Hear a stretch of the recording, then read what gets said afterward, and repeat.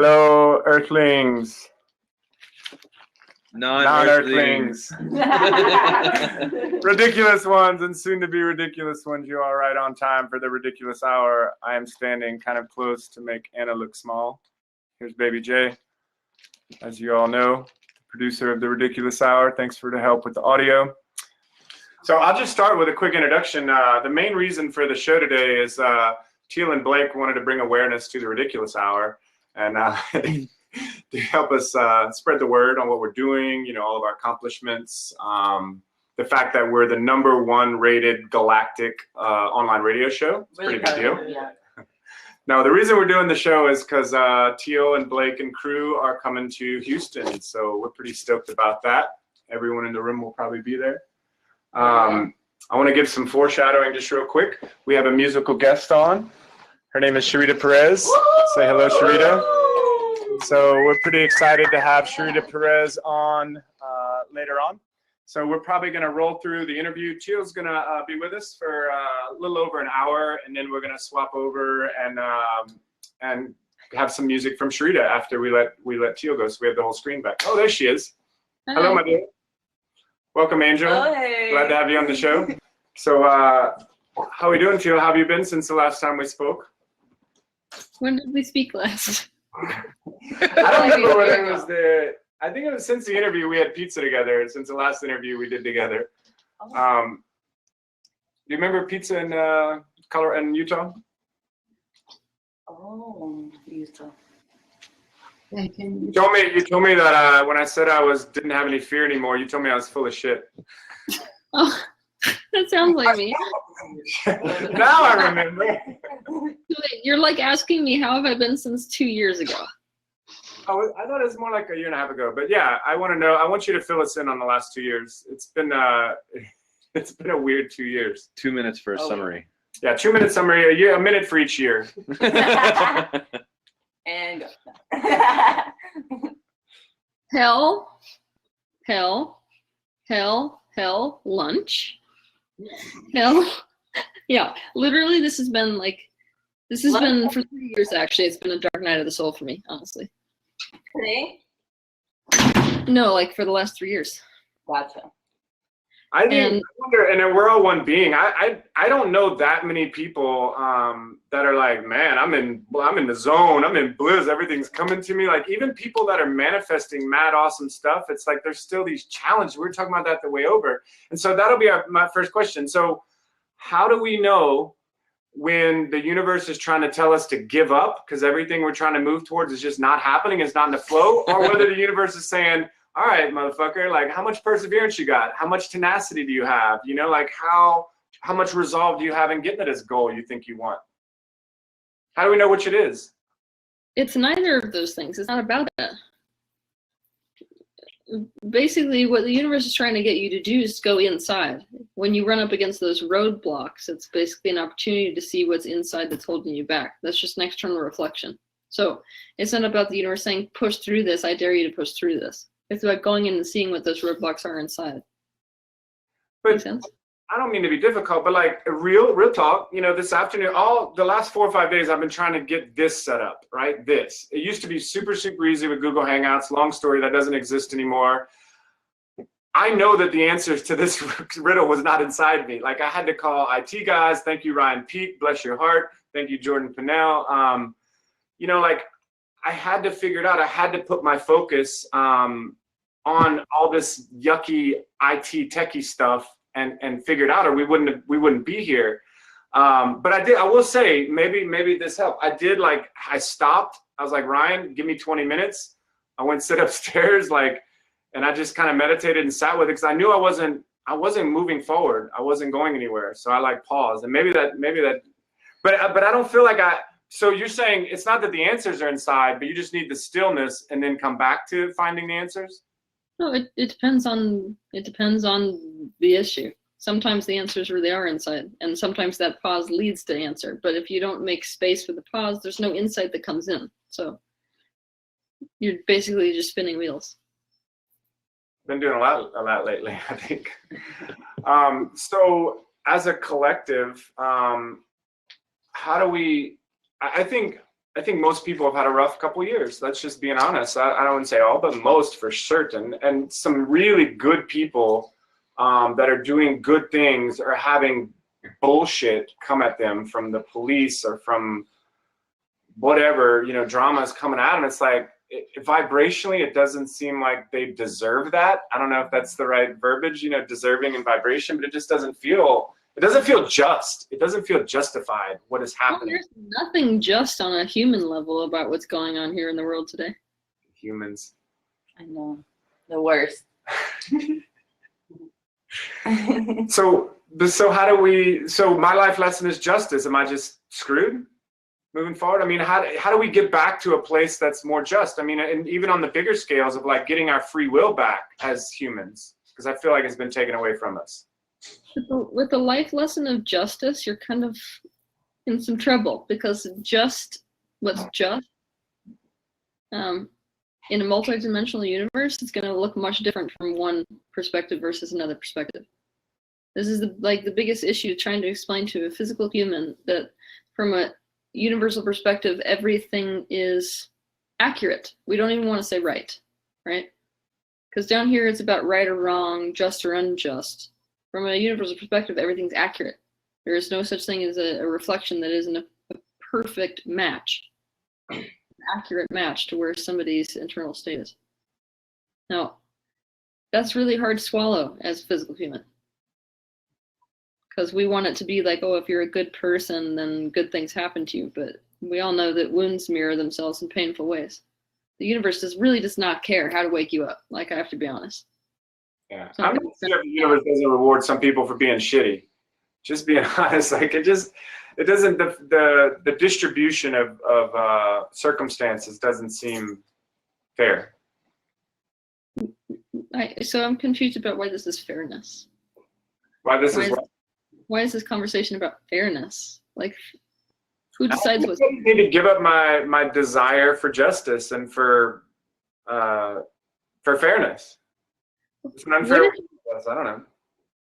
Well, what if you adopt an addiction to the idea of accuracy instead of fairness? I'm down. Bullseye. So You know what I mean go ahead. I'm sorry. Do you know what I mean by that? No, I was about to guess, but I'd rather hear from you. You're basically going to lose a battle if you stay attached to the idea of right versus wrong or good versus bad. But you have to have that to think about what's fair and what's just. Those two concepts are like married, right? So basically, in a universe that's based off of law of attraction, you're going to lose that war if you take it on. I mean, there's no way to win that war, because everything here is about mirroring. Law of attraction is nothing more than law of mirroring. It's always accurate, perfectly accurate. It doesn't matter whether it's fair. And there are a lot of good people on this planet with a hell of a lot of wounds. So when the mirror basically says, look, you've got this big gaping hole, isn't it uncomfortable? Like, we feel that and go, oh my God, it's not fair because this is such a good person, but it's just accuracy. I'm of anyone this year who should be like, this is the most unfair crap in the whole world. Like, if you knew what's been going on with me this last 3 years, it would blow your mind. Yeah. But it's accurate, completely accurate. And when you say accurate, you mean you, with whatever way attracted it, and you're owning that, or accurate in some other way than that? I use the word attract because we understand law of attraction. We've been using these types of terms, but I almost feel like we've got to stop with the word attract, because it implies some kind of active force when it's literally nothing more than stepping in front of a mirror. So it's like, did I attract the image?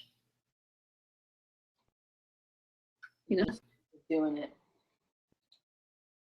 An innate part of the universe and being human. So Omar says an innate part of the universe and being human. But so let me ask a direct question. Can I control with my thoughts and beliefs whether or not I get mugged? Technically, yes. But accurately, no? No. Technically, yes, if you could control all of it. But the issue that we have is that from day one, we come into the process of socialization. The process of socialization teaches us some aspects of us are acceptable and some aspects aren't. The minute that you make that decision, basically a rift is created within your embodiment of conscious and subconscious, both of which are a point of attraction. One you are conscious of, one you are not. So basically the entire process of awakening is to make the unconscious conscious, to make these integrate, basically. But the universe is going to mirror both. So it doesn't matter how much you do on this conscious level to try to focus on all this stuff, it doesn't take care of what you're unconscious of.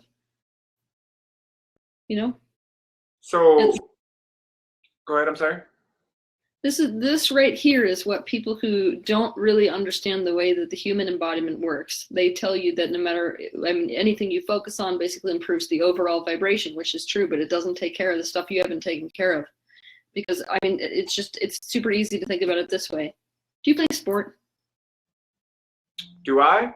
I play disc golf. Okay, disc golf. To begin with, that took a hell of a lot of focus, like a lot of focus, and you couldn't do certain things. Now you can do those things, potentially even do those things without thinking about it. Potentially what's scary is you could have a conversation with me and do those things. Now, that moment where you're like, oh my God, I literally just drove all the way from work home and I didn't even think about driving the entire fucking time I was driving. That's the point that you realize the power of the subconscious mind.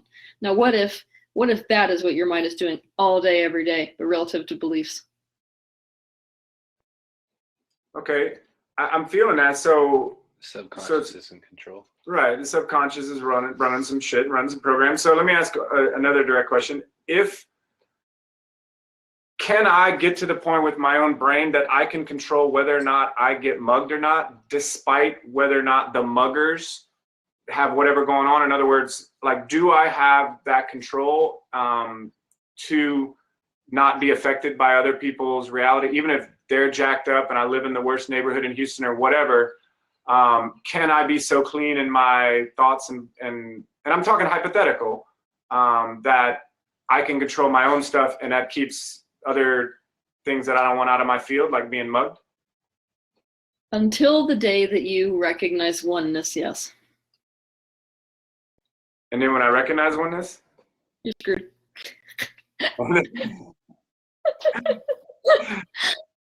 I'm sorry. I have to joke, but theoretically you could create a reality for yourself which was a bubble. That bubble would be painful to other people who perceived you in their reality in the bubble. But the moment that you realize that you are everything in existence, you are no longer going to feel good in a bubble, so it doesn't even matter. Asking me that question proves useless, because you would no longer feel that it was okay to cut yourself off from the mugger. It wouldn't cause you to feel good. It would not be in the direction of your expansion, for example. Well, he's telling me to ask a question, but my question is going to be totally different. Okay, well, let me stay on this one and then I'll let you go. Okay. This is something I think a lot about, because, you know, I do live in the hood in Houston. I've always lived in the hood my whole life because I'm not afraid of Black people and Mexicans. Like, I would prefer to pay less rent and hang around people I enjoy than hang around rich white people and spend more money on rent. So I've lived in the hood pretty much my whole life and never been mugged. I feel like I don't have a fear of that, so it doesn't show up for me. But I also don't necessarily feel bulletproof. But can I get to the point where I let the bubble down and I feel oneness with the people around me that are muggers, but they don't mug me because of you see what I'm saying? Like, in other words, can I get out of the bubble and still be safe? Are you able to be vulnerable? Well, wouldn't it not matter if you did?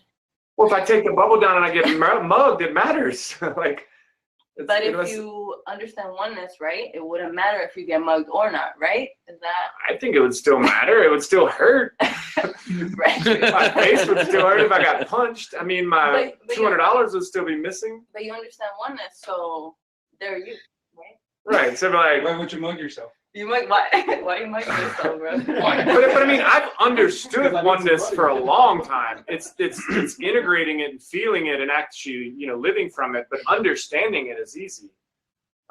It's just like, oh, we're all one. Oh, it's easy to understand, but to integrate that is harder. And I don't know. I don't think feeling oneness means you don't mind if someone punches you in the face and takes $200 from you. I don't think that changes that. I don't know. What, Teal? Having a bubble up or down has nothing to do with whether you get mugged or not. Nothing.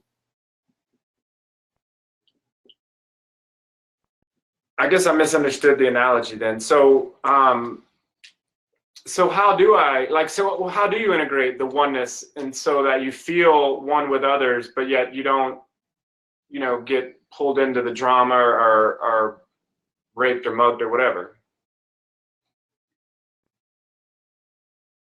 I'm sorry. Like pulled into there is no drama. Damn it. You mean once you get oneness, there's no drama? Yeah.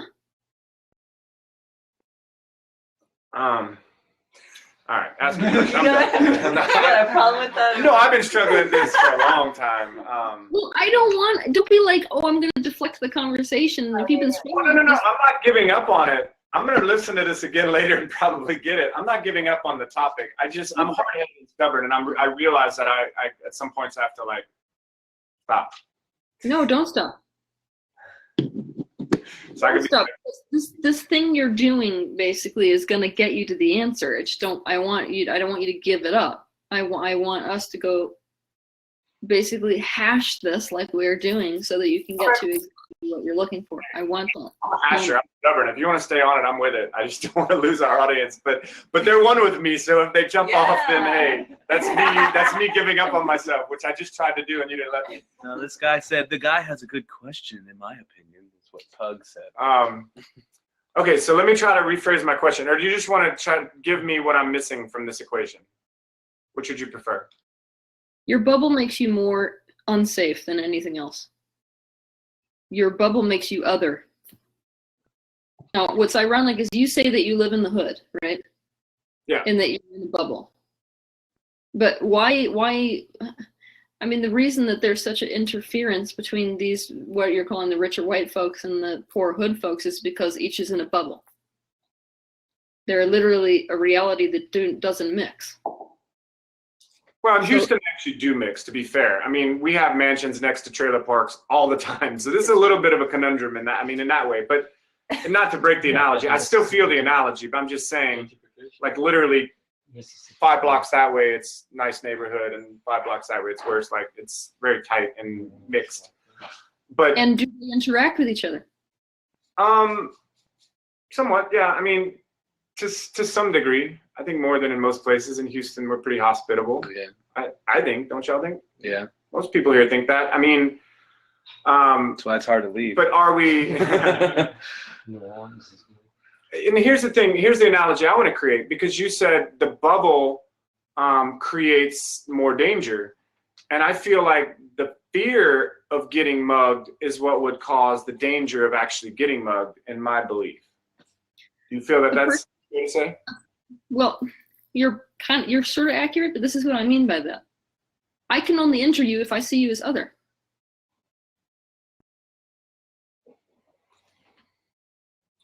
So what do we do about that? I mean, obviously this isn't something we can change in the entire humanity. I mean, as a group, maybe collectively we can, but today we can't change that in humanity. So all I can do is clean up my own vibration and my own thoughts. But so are you ascertaining that, or postulating, I should say, that if we can get to that vibration, then you're not going to be in danger of other people hurting you, even if they're not there at all? Even if they're not there at all? Well, oneness. If they're not, they don't have to get the oneness. If I get oneness, that makes me protected. Like literally, physically, not just from training. No. That has to. This is where the distinction. No, whether you're protected or not, I'm saying that basically having a bubble is very unsafe in general. But whether you're protected or not has more to do with your other underlying issues of safety in general. Like, it's not really about whether you combine yourself with other people or not. So it doesn't really matter where you live, is my overall point, right? The same way that it doesn't matter whether you eat junk food, but the reality is that, like, if you increase your vibration, you're going to be naturally drawn to certain areas. So, like, if you're naturally being drawn to a dangerous area, you got to ask yourself, why the hell am I matched to that? But dangerous by whose perspective? I mean, I don't consider this dangerous where I live. My daughter's mom considers it dangerous. So for her, she probably shouldn't live here, you know, but my daughter doesn't think it's unsafe. So my daughter's fine here. Although she did hear a shooting in the backyard the other day. That's a negligible. common. Negligible shooting. I mean, Some That fireworks. was a backfire. That was a car or something. I don't think anyone got hurt. That's part of the trade. That's part of third ward, bro. True. Part of third ward. So I guess the thing I'm trying to capture is what I would like to believe is that, you know, we're all responsible for our own safety and happiness. And, you know, and a lot of people I chat with about this on a deep level don't agree with me. They say, you know, you can clean up your vibration all you want, but you can't clean up that guy's vibration and that guy's vibration. And they're crappy people, so they can come steal from you or beat you up or whatever. But I don't know. I've had really good luck living in the hood. I can say that, and I haven't had much fear. So I feel like from my own experience, it works to, you know, I feel safe, I am safe kind of thing.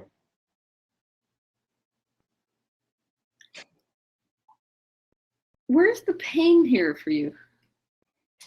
I don't feel like I have a lot of pain. I'm trying to get to a distinction. Like, I want to know, what I would love to hear you say is that, yes, you can clean up your vibration to the point where you don't have to worry about anyone else's vibration, because I can't control those people. Boundaries. And most of them are Why do you crazy. want to control those people? Because I don't want them mugging me.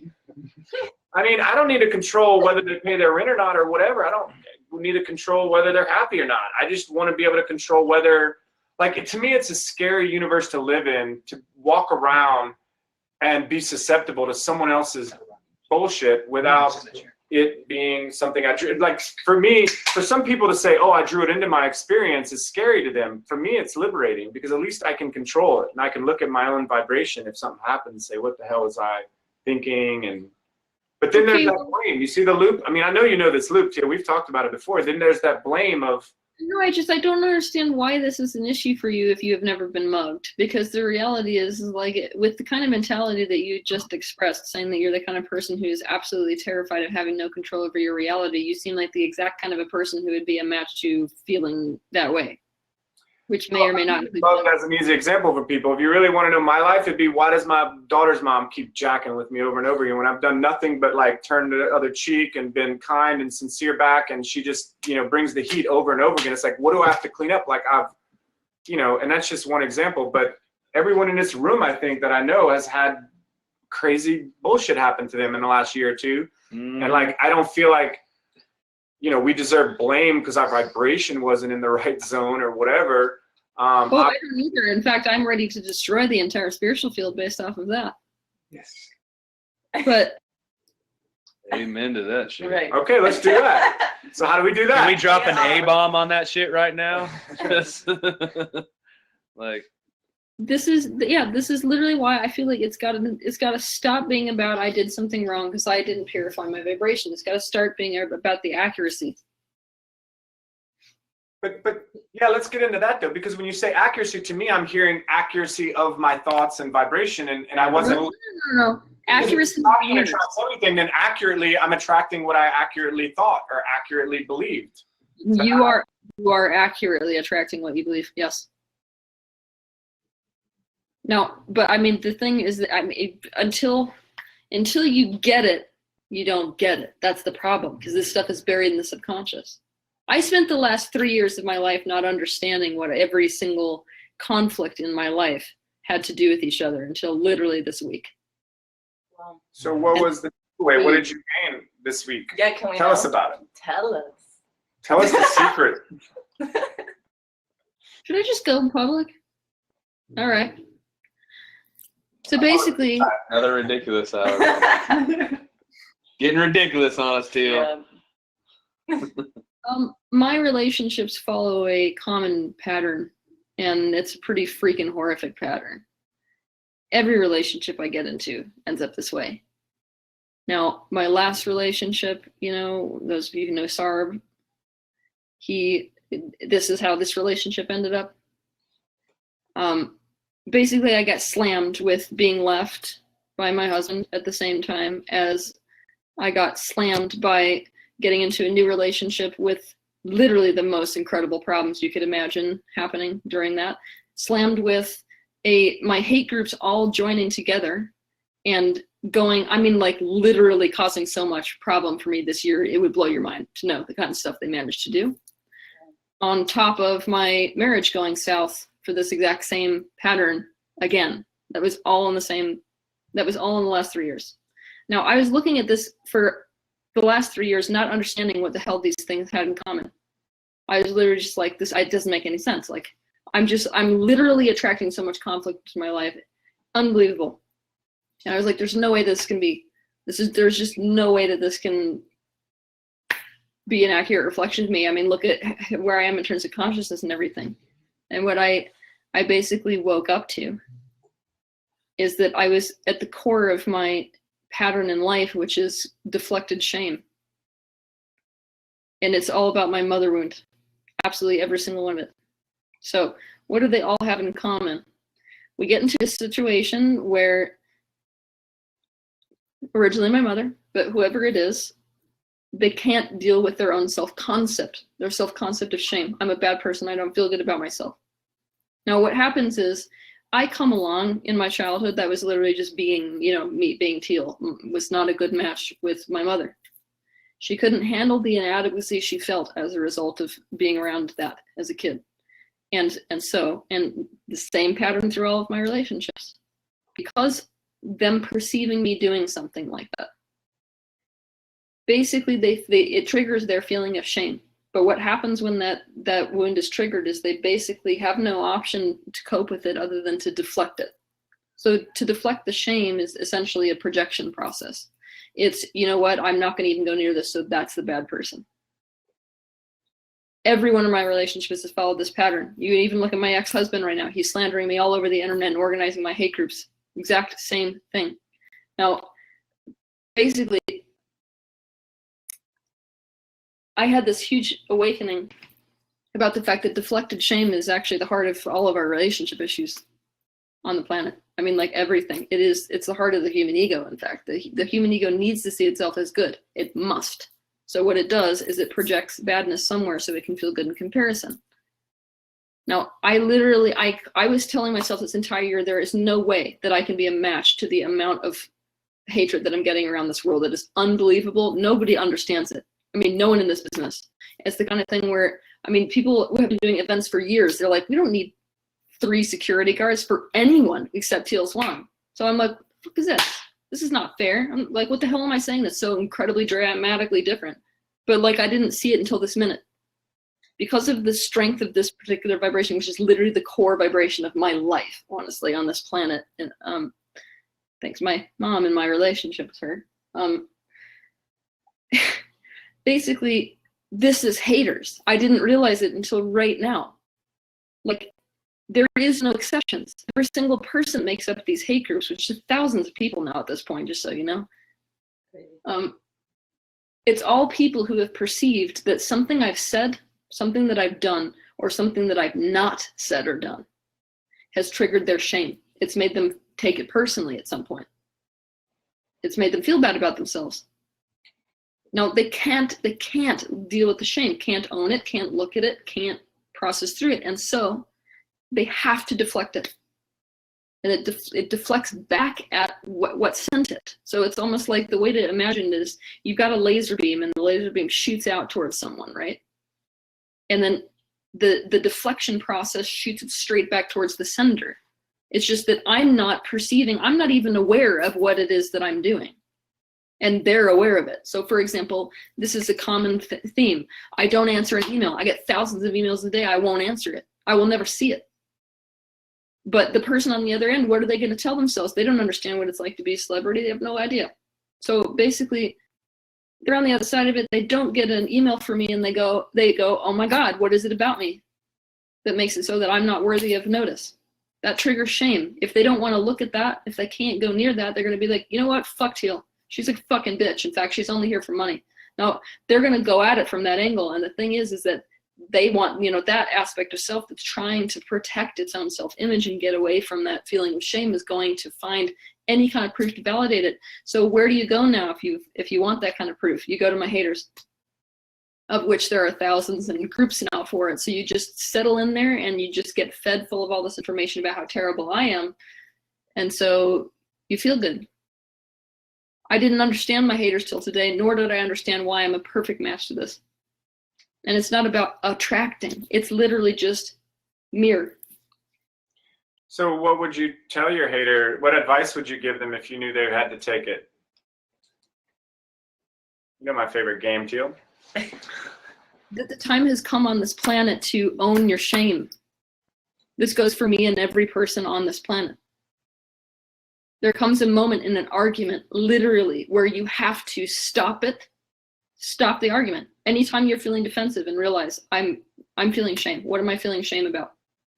So for example, I gave a lot of examples. I'm actually doing a Ask Teal episode about this. It's coming out soon. You got first peek. Basically, it's like the moment where you're in a relationship and the relationship is going shitty and you're feeling defensive and trying to blame the other person. You realize in the moment of that blame, there's actually shame here, but you don't want to admit it. Why? Because the worst thing you could do is admit to your shame and have them condemn you for it. It's the worst feeling on earth. It's that rubbing salt in the wound thing. But like if we were grown-ups, and especially in committed relationships with people who were committed to safety or connection, basically, we would stop the conversation in that moment and make it about our individual shame. So instead of it being about, you're just too fucking needy, it should be about, I'm ashamed that I am just like not emotionally available. Because the reality that we all have is that we've got that. I mean, we all have tons of shame. It's just we don't admit it. I feel that. Yeah, I can see that in my arguments with my family a lot. I'm gonna have to relook at that word because I don't feel like I have a lot of shame, but that's probably just a blind spot. I mean, I feel. I promise you, it's a blind spot. I promise you. Is it the ego? Huh? Ego block holding shame. on. I mean, Yeah. It's the ego. I don't know. I let myself get away with so much stuff that I don't know. I have to look at that word again, so I will. What's the word? Shame. Okay. Like it just doesn't. I don't feel like I have shame. I mean, I have a lot of other bad crap, but shame doesn't feel like one of them. But that's probably because it's the biggest for me. I don't know. Shame. That's Blame. how that usually works. And that's not my stuff. Yeah, if you say that's not my stuff, it's probably big time your stuff. Oh, it's 100% big time your stuff. But like the word shame in and of itself doesn't, it's like as a word, I actually can't stand the word because it doesn't measure up to the gravity of the vibration I'm talking about.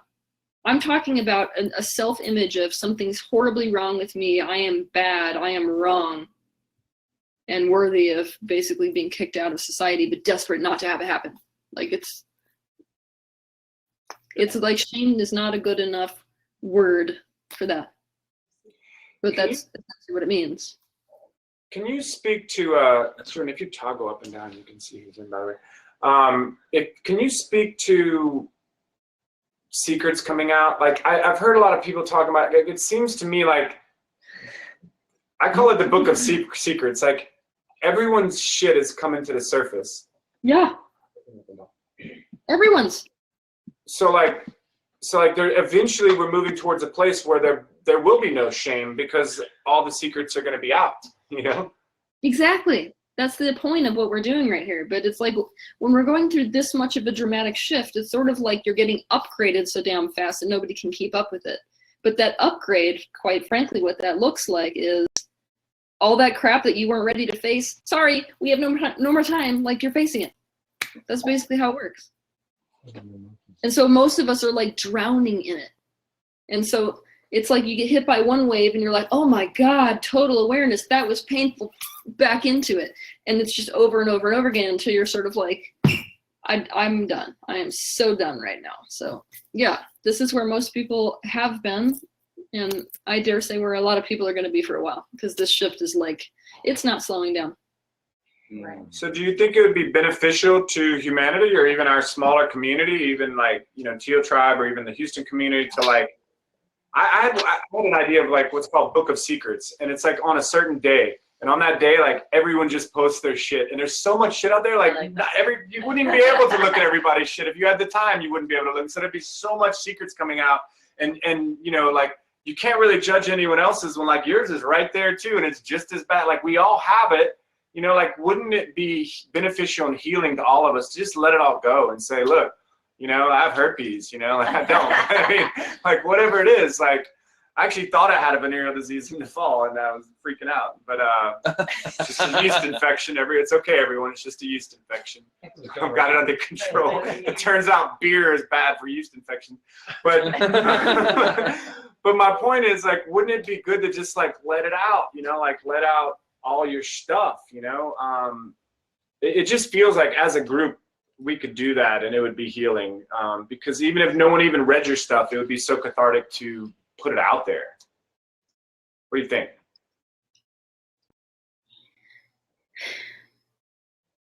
I think in theory it would be a super freeing thing if everyone could do it, but I don't trust the human ego right now enough to say that that would be a good idea. I'm just gonna put out a few of my minor things and see what else of major shit everyone else got out there. I mean, if you're super brave with this, yes, but like what we're talking about is collective vulnerability.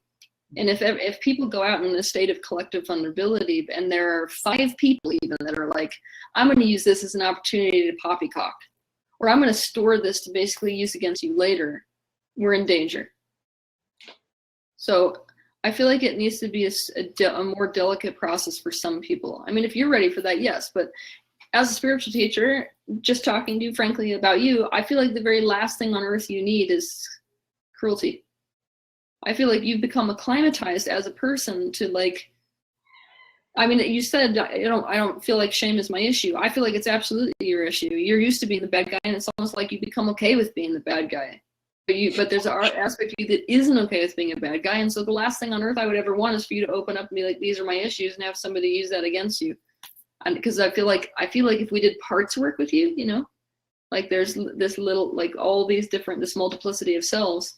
You've got a very strong self that's like, fuck what people think about me. And another much weaker self that's just like, I just need somebody to see that like all my intentions are good and all this stuff. And so I feel like one aspect of you sort of drag the other aspect of you into this stuff that it doesn't want to be a part of. Make sense? Yeah. Yeah, I mean, I feel like it's not my business. Like if people want to think that I'm some money hungry, like cutthroat, whatever the hell shit they make up about me, that's literally like, I do feel like I get that that's shit they made up about me. Like that's not me. Like that opinion of me is not me. And my true friends know that. And do I need everyone to know that? I really don't. Like, would I love it? Yes. I would love for everyone to love me. You know what I mean? Like, I'll say that. But I feel like, I don't know, I feel like it's dangerous to get too involved in what other people's opinions of you are and beat yourself up over what someone's perception of you is. I mean, it just drags you down. I mean, I don't even judge them. Like today I made a good friend. He may even be on tonight. I won't mention his name because he deleted his comment. I don't know if he wants to be outed, but like he was dogging on the last show and I just started chatting with him. We're like buddies now. Like I never, like that feedback he was giving me, which was basically that I was poking fun at serious spiritual subjects. I mean, imagine that. Ridiculous to even think about that. And I really enjoyed his feedback. Like I was like, yeah, that is something I do. But that's kind of the premise of this show. So like, if I'm doing it in real life and I need to change it, that's one thing. But the premise of this show is to keep lighthearted with some really deep and dark stuff, and keep it light where people can hear it without, getting all depressed and shit. Freaking out. Crying. Freaking out and stuff. Spontaneous. I like what you Spontaneous. I am reading your mind right now, Teal, and I agree. I am full of shit most of the time. That's what she was telling me. It's okay. It's not full of shit. This is another thing that I want to see changing this year. in people in general, is I want people to stop looking at themselves as if they are a singularity and start looking at themselves as if they're a multiplicity. And if you're a multiplicity, most of what you know about yourself is one personality that's polarized, which, trust me, there's a personality basically within you that's completely to the opposite side of that. So somewhere in you is a marshmallow that does give a shit about what people think. Oh, huge. I mean, I feed off of people's opinion of me. Oh, I know. But I've also learned if I'm completely authentic, it will make more people like me. Like the whole trying to be cool and trying to be like, I tried that, trying to be cool in high school. It didn't work. Like I was a nerd. Like people saw right through me. But I think the way I finally got more and more people to, sorry, go ahead.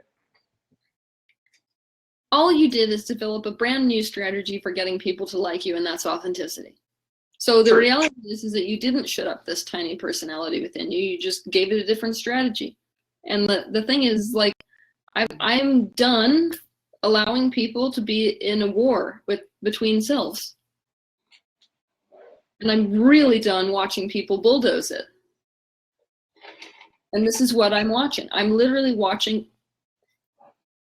like cruelty within the self, between these fragments of self. I'm literally watching, the adult Joseph Zenner be like, I don't really give a shit what these people think about me, and it's not my business. And behind that literally is this little voice that's like, I'm scared and terrified. If people don't like me, if they don't think good things about me, I'm in danger. And so it's like, I want to create a kind of fusion between these two where both needs are met, where we're not making one bad or wrong or immature, and the other one's not making the other one like the asshole dad that drags him into crap he's not ready for. I'd rather there be like a harmony between these aspects of self. But we can't do that if we're unaware of it. So I don't know where to take that, because like all I could do when I found myself trying to please people and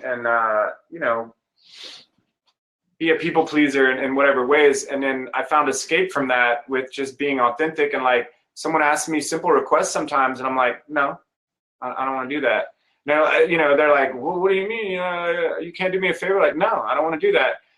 And if they get their feelings hurt from that, I do see like at a certain level that's not my shit. Like all I did was say no to a yes or no question. So I don't know where to go with this. I guess I'll have to watch this interview again. That's how I always get it on the third time when I watch interviews I do with you. Third time I get it, Teal. Play a game with me for 3 seconds, okay? Yeah, let's play it. The game you're going to play with me is you're going to close your eyes right now. Right? Do you feel the Joseph Zenner that doesn't care what people think about you? That's just authentic and it's not your fault how people react to what you say.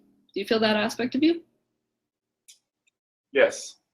Okay, so tell me what the body of this person feels like when you're this. Is it hard? Is it soft? Yeah. Is it? It's shielded. Like you get the forearm if you come too close. Is it male? Sure. Human? Human? Mm-hmm. Yeah. Okay, so is there a name that would fit this aspect of you best, or is Joseph just it? Shane. Okay, see, so there you go. So this is a personality. This is what I'm talking about. This is a fragment of you. So now, ready, I want you to look behind that personality. Who is this personality? Who is the opposite personality for this one? The one that it's compensating for. Can you turn around and see that personality? Yes. Okay, so can you let that personality come take over your body? Almost like, so Shane, this one is stepping out of the way, and this one that is hiding is coming into your body.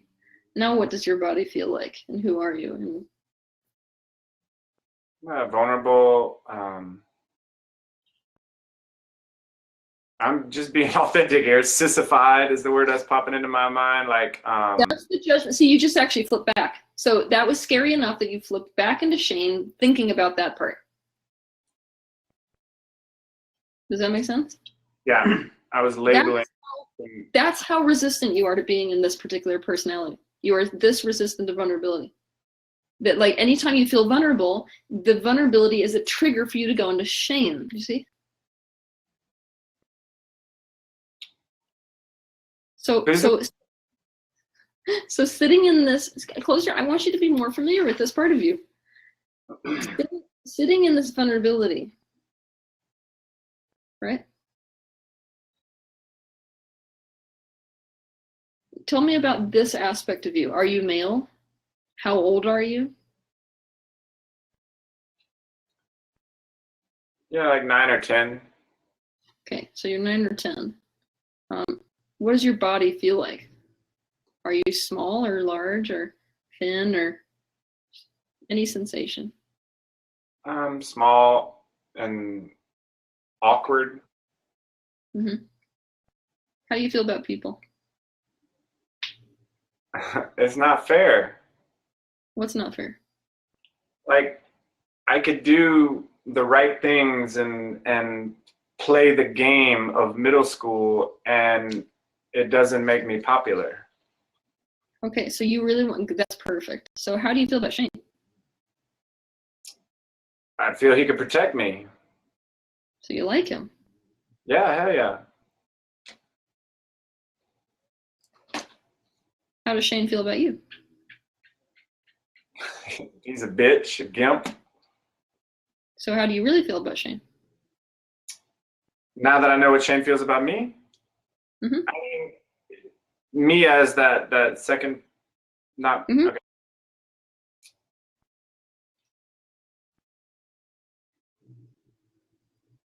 I can't muster any bad feelings about Shane. There's too much security coming from him. Okay, so to me that's very dangerous. I'll just tell you this. I want you to let this little boy listen to me for a minute.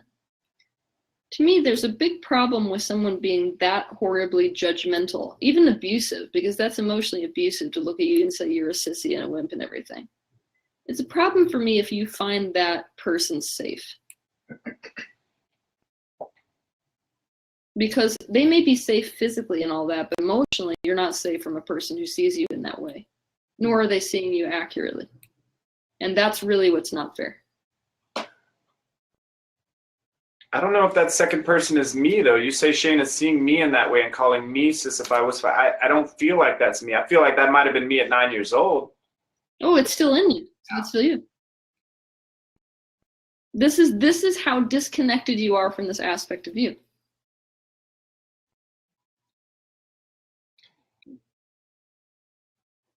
Now, can I tell you something? You can, I mean, now that you felt this aspect, this is an aspect inside you, okay? The one that's diametrically opposed to the Shane personality. This relationship that you have between these two parts within you is not a healthy one. Now, here's what I'm going to say. You ready? You're going to say it's not fair. But really, when we talk about accuracy in terms of the universe mirroring, you're a perfect match to this relationship you have between these two parts within you playing out externally. So a lot of people that you're going to attract into your life, they're going to basically be in this, they're going to play the vulnerable one. And you're going to be the bad guy. People are going to come up against you and feel like you're the real brutal one, the one who's like judgmental, the one who's not being fair, the one who's rough, and that's going to be their attitude towards you. Because the one you suppressed is the one that's going to be mirrored in other people. So it'll seem, and I'll explain what this mirroring will feel like to you. It would feel like you are in a world full of broken glass, where it doesn't matter where you fucking step. Like you're going to take one step and people are going to freak out. The next step, you're going to freak out. So suddenly you're like, Jesus Christ, I'm like a bull in a china shop, except for I don't feel like I'm being a bull. This is just not fair. So that's how that's going to mirror for you. You can come back into the room if you want to. Good job. As long as it's all about me. No, so here's the thing. I feel like, I hope this is helping everyone. I mean, I think everyone can kind of relate to something like this in their life, I hope. But I feel like I evolved from that little dude that was so worried about what people think about him. Like he was stressed out over whether Peter Graham thought he was cool or not. Like, I don't want to be that kid. You know what I mean? I'm sorry to break it to you. You are that kid. And you did not grow up from that. And you did what everyone else does, which is to cope and compensate by creating an opposing personality that just covered it over. That's all that happened. There is no evolution from that. Okay. I'm listening. This is a coping mechanism. This is why people fragment into different parts. So literally, like, the biggest part of your awakening is to realize that that aspect of you didn't evolve at all. In fact, you brutalized it. You suppressed it, you denied it, you disowned it, is what you did. You didn't basically reparent it. And you're still in that abusive relationship today.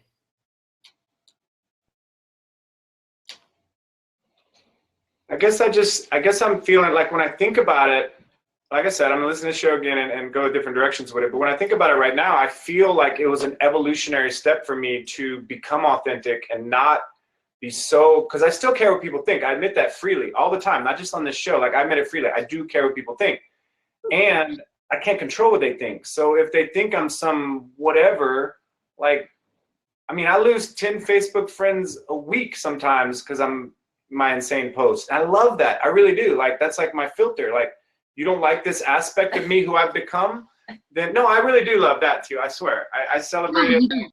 You don't. I This do. is what- I wouldn't love it if Facebook didn't have a max of 5,000 friends. Then I want all the friends in the world. But because I have to turn down other people, when someone wants to jump off my friends list to let other people that are going to be more open-minded in, I love it. I really do. Can I be honest about something? Please. This is what I hate about my job.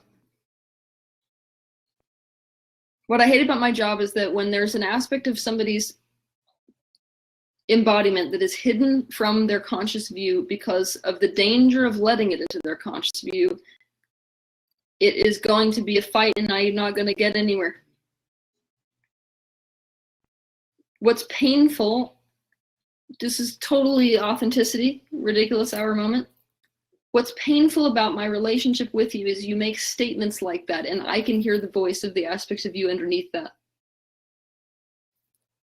When you say, I really love it when people are unfriendly, I can basically hear the aspect of you that is suppressed, that is not grown into something more evolved. The part that's suppressed, that's saying, I don't love it, I don't understand why everyone's having these reactions to me. So it's painful to be in my position watching the war, basically, and feeling like I would rather be an advocate to the aspect of you who is basically in pain in this moment than the one that's figured out a perfect coping mechanism to deal with 10 people unfriending you in a week. Can you just consider it? I'm not even like, I just want you to consider it. Yeah, I will. Oh.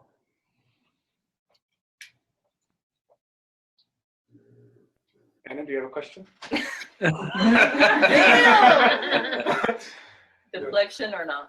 No. No, we're almost out of time. time, and I feel like we spent a lot of time on me, and I'm going to get a lot out of this by watching it again, but I just want to see if you have any other directions.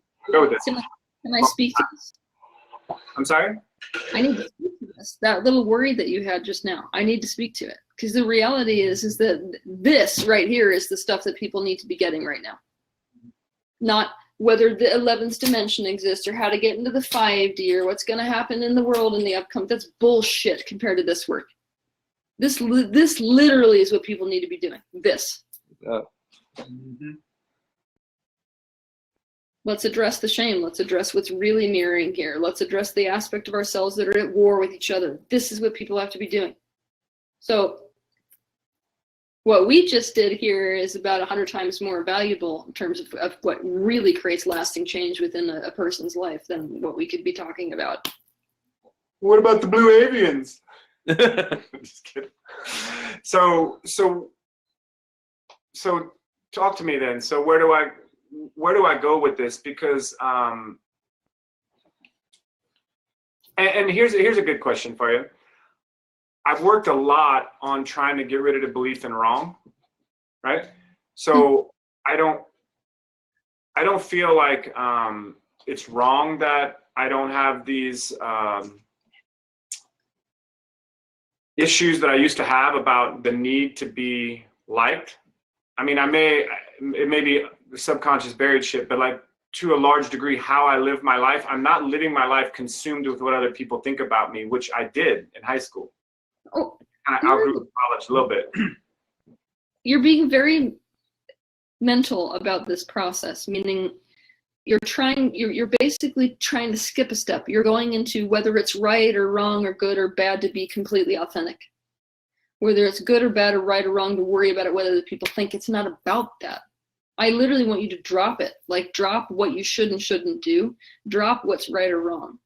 Drop what's good or bad. And literally, you're just looking inside for the fact that all people walking the planet in the state of adulthood are a multiplicity of selves. And what you are familiar with in terms of your Joseph Zenner personality, we could call that a base personality. It's a compensation. And so anytime there's a compensation, a swinging of your pendulum, by virtue of the way the universe works, there's an opposing polarity. So that opposing polarity, let's say you've got I'm super strong and super successful. Chances are there's the opposing personality that's right underneath that. And like a graduated consciousness is about inclusive consciousness. It's about, you know what, I'm excited and terrified. It's not about, you know what, I moved beyond the terror and now I'm just excited. So I'm literally stretching people to become conscious. Consciousness is not polarized. So I want you to address something for me, because, you know, a lot of people talk about being empaths, and I pride myself in not being an empath, and I get it. It's just a joke. Oh. To some degree, it's a joke. Right. But like 9-year-old Joseph got his little feelings hurt all the time. It hurt. It sucked. So like, that wasn't condescending. I was being real. Like, it sucked to be 9-year-old Joseph and have your feelings hurt all the time. I'm not making fun of the kid right now. When you watch this video again, I hope you vomit.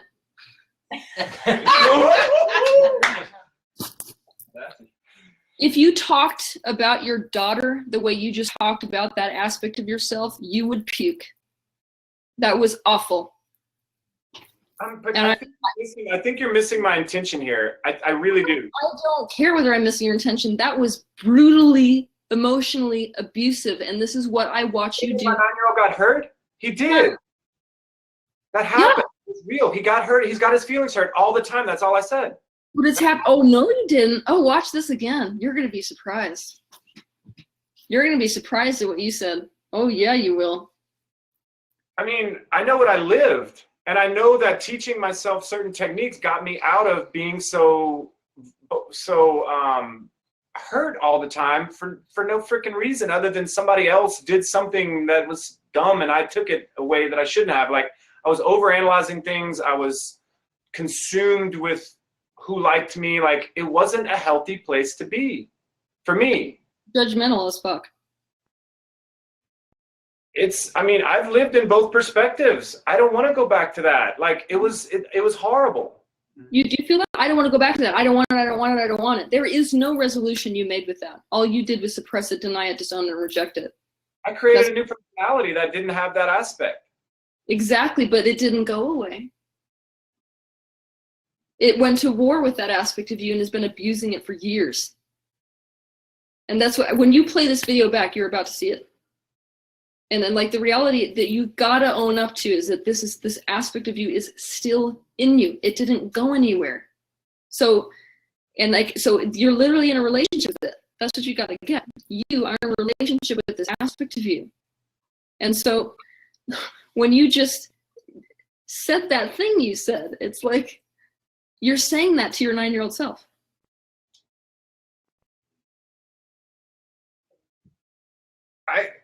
See, I like the sound of that. Like, I wish I could go back to my 9-year-old self and toughen him up. That's true.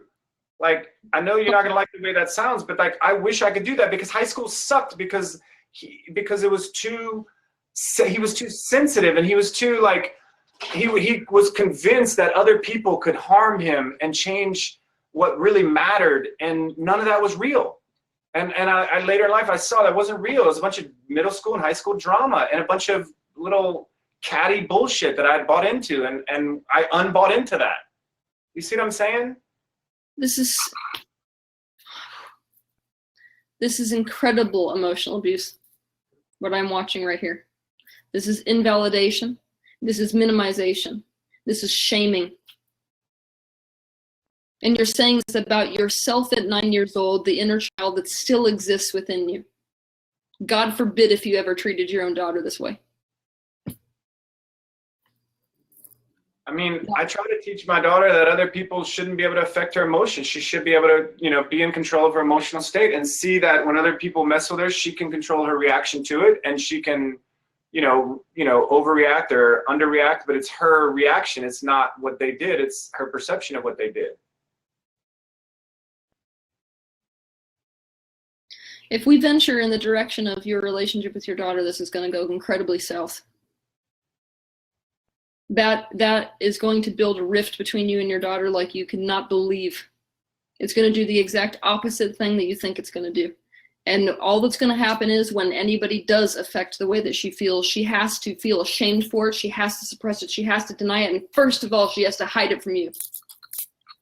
Well, so her mom, when her mom would come to me on the weekends, when she would come to me on the weekends, her mom would call her crying, would send her texts nonstop. She had a cell phone at 6 years old. She would send her texts nonstop. I can't be without you this long. It was fake tears. It was all fake.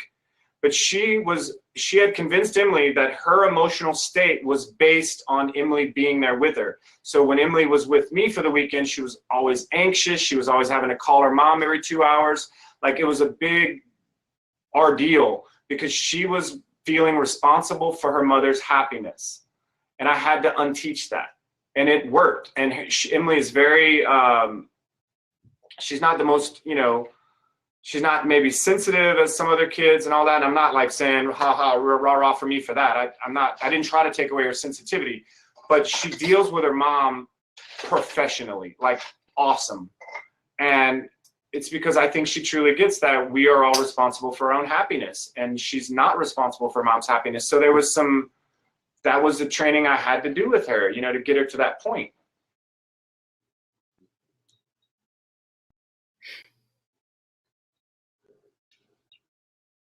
This is gonna go south. Oh God.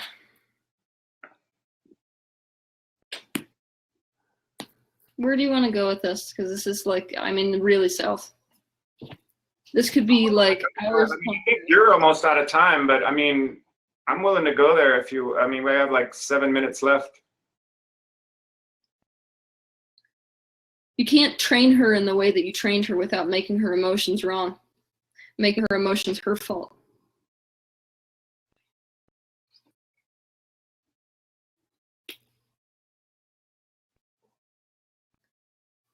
What you saw, basically, that you think worked is a split that was created.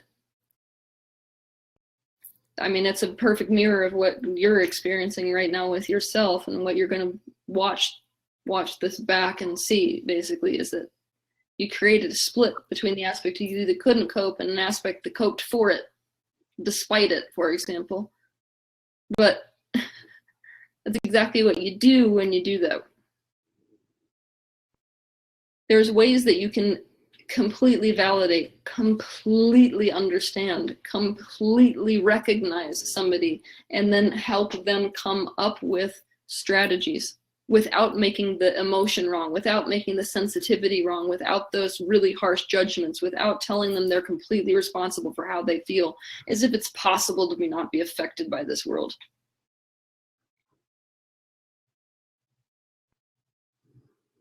If you create a person who cannot be affected by this world, you fuck this world. That's what you do.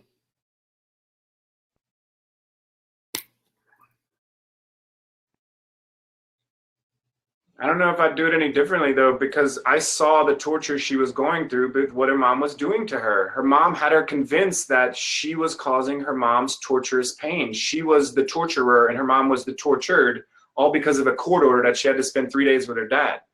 Like, I had to unteach that. she was being abused I'm emotionally. not saying that you had to unteach that. I'm saying that there's ways to teach that she's not responsible for that without making her feelings in that circumstance wrong, without making her feel like having those feelings makes her weak, without, you know, basically holding her up to a standard where she's not affected by anything. And if she is, there's something wrong. She's done something wrong. I don't know that I taught to that level. Like, I wanted her to understand that she was responsible for her own happiness and her mom was responsible for her own happiness. That was, I mean, I wasn't trying to like take away emotional response. You know what I mean? Like, I validated her emotions when she would get sad. I didn't like invalidate it. Okay, but can I I let her see the game her mom was playing with her, which was. But I would like to have watched you, because when somebody's in pain and you come up to them and say, you know what, you're responsible for your own happiness, it is possibly the most isolating experience you can have, and it's not a healthy isolation. That wasn't where I was going with that though. It was, your mom's responsible for her own happiness. You can't be responsible for her crying right now. You're not doing that to her. You're here with me right now because the judge said that this was my time, and your mom is going through what she's going through, but you're not responsible for your mom's tears right now, is the message I would get across to her. I know, but just 10 seconds ago, you said I was teaching her that you're responsible for your own happiness, and she's responsible for her. I mean, but the lesson is be responsible. You are responsible for your own happiness, but the way I was teaching it was, you're not responsible for your mother's happiness. What if we're responsible to each other's happiness? Did that ever occur to you? I mean, who's we? 'Cause if it's me and her mom, then fuck that. You know what I mean? Like, in the world in general, I'm saying like, okay, so ego is about separation, right? So you can say that the tool of we are responsible for our own happiness, for some people can be really empowering, right? But what if the ego can take that same tool and use it to strengthen itself?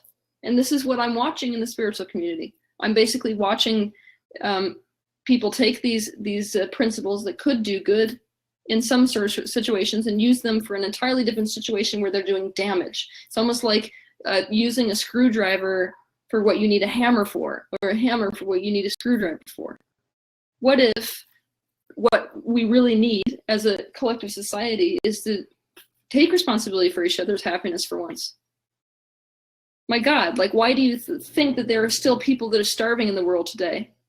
People are still fucking starving in the world today because we're too fucking self-centered to take responsibility for each other's happiness. Because as a society, we take our own, we want to buy a Ferrari instead of get people off the street. So this is one of the things that you can't explain this to extraterrestrials, for example. You can't explain this to angelic beings. You can't explain why the priorities are so messed up here. So yes, you're right that like seeing that your happiness is not completely at the mercy of other people is healthy, but it is profoundly dysfunctional to live in a state of independent happiness bubble. And that is what so much of the spiritual field is creating here. Like, the reality is if the world took responsibility for each other's happiness, you wouldn't even have to have that conversation with your daughter. And that's the kind of world I want to create. but don't we live in a world that's such that if we all start taking responsibility for others' feelings, like, the world's pretty screwed. It's just going to put everyone into a deep, dark depression because you can't fix everyone. You can't give all the homeless people homes. Like, it's just going to sink us. Like, I don't. It hasn't sunk me. Hasn't it? I mean, it's been kicking your ass though. The people that are empaths have been having their ass kicked. Yeah, we've been having our ass kicked, but it's not killing me. It's not my mercy for other people or my love of other people or my care for other people or suffering that kicks my ass. In fact, I never feel more happy than when I'm on stage across from somebody who's in a state of pain. That's the moment that actually I flourish, because I feel like I actually have something that I can do there. Our issue is that we take the collective of suffering. If you take responsibility for making the world in general perfect, all of the world, meaning I'm responsible for every single dog that's stray, I'm responsible for every animal that gets slaughtered. I'm responsible for everybody who gets left by their husbands. Yeah, you're gonna fucking implode. Yeah, But- that's my sister, and it sucks. But this is the thing. It's about, I wake up in the morning and I take a vow. My vow is to reduce suffering. My vow is, if I can add to the collective well-being of the planet, I add to the well-being of the planet. If I can add to my own well-being, I consider myself a piece of the pie of suffering, and I've increased the overall vibration of this planet. I've decreased suffering on this planet. It's literally that simple, and it has to be that simple. But if we start doing this thing, this ego bubble, basically, where we're like, I gotta be separate, I'm responsible for my happiness, let the fucking dog be responsible for its happiness, there's a reason it came down here, let the cow be responsible for its happiness, it must have chosen into the slaughterhouse for its own good, we're in some serious trouble. Yeah.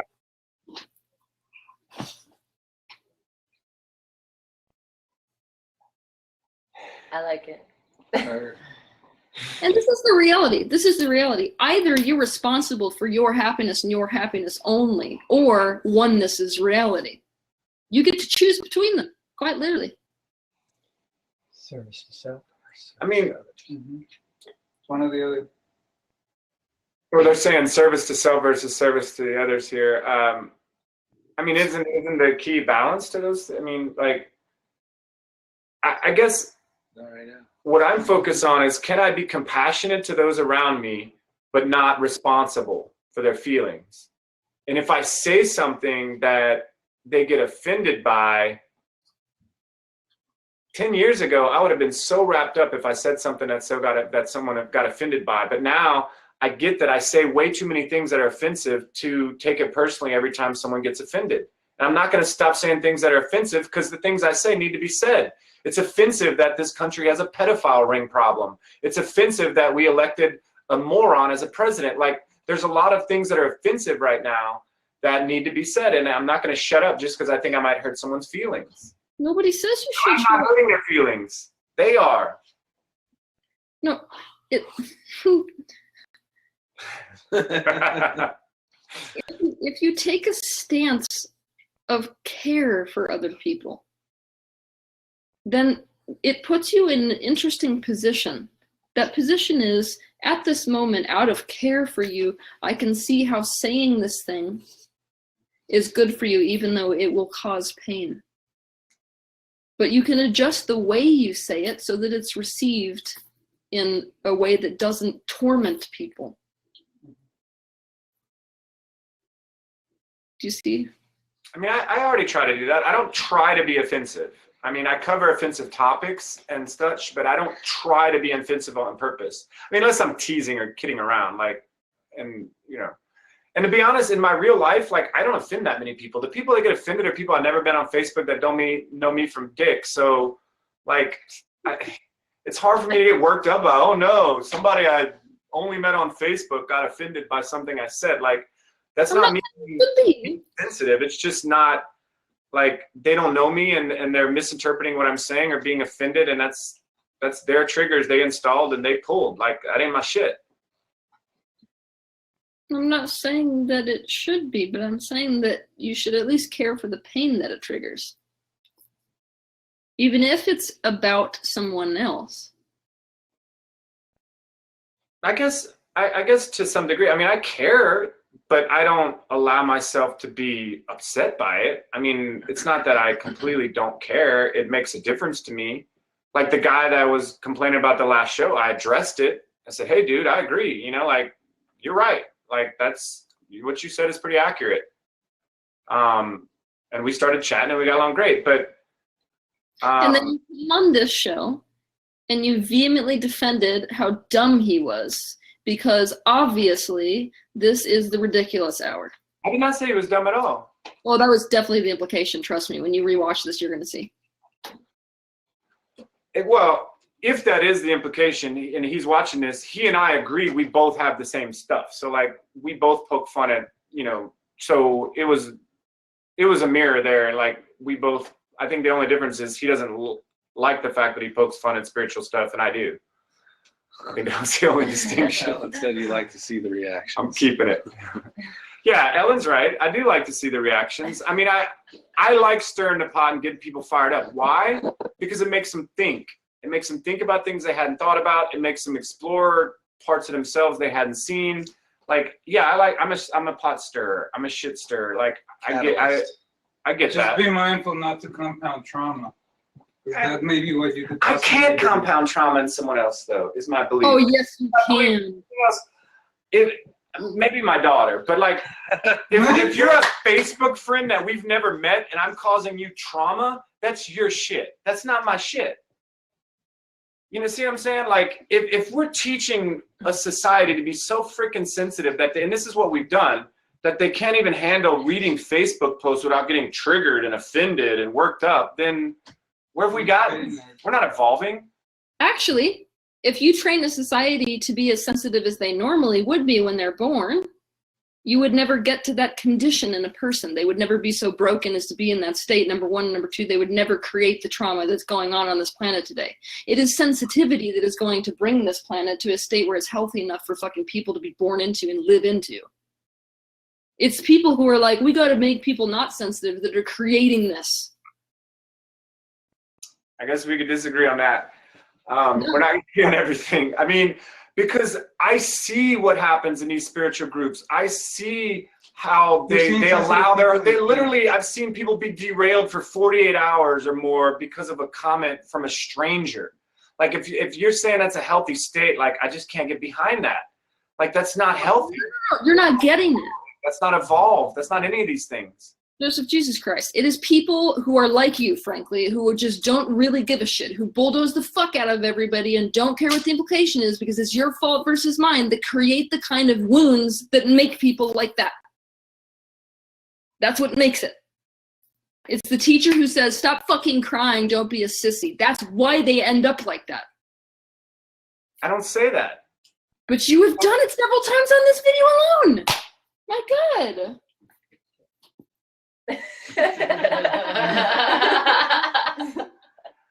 I can't get behind the fact that more sensitivity is going to help us with what I'm seeing right now. It just doesn't feel right to me. It doesn't, like, when maybe we have a distinction what we're thinking the word sensitivity means, because it's good to be sensitive. It's good to be, you know, it's good to feel things, but to be so sensitive that you can't handle a stranger's comments without derailing yourself for weeks that's not productive for anybody. There's nothing wrong with that, though.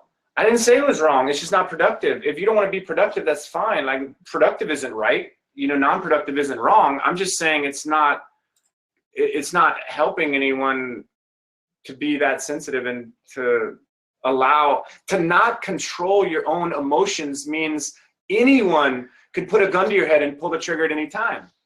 Anyone. What kind of planet is that? I don't want to live on a planet like that.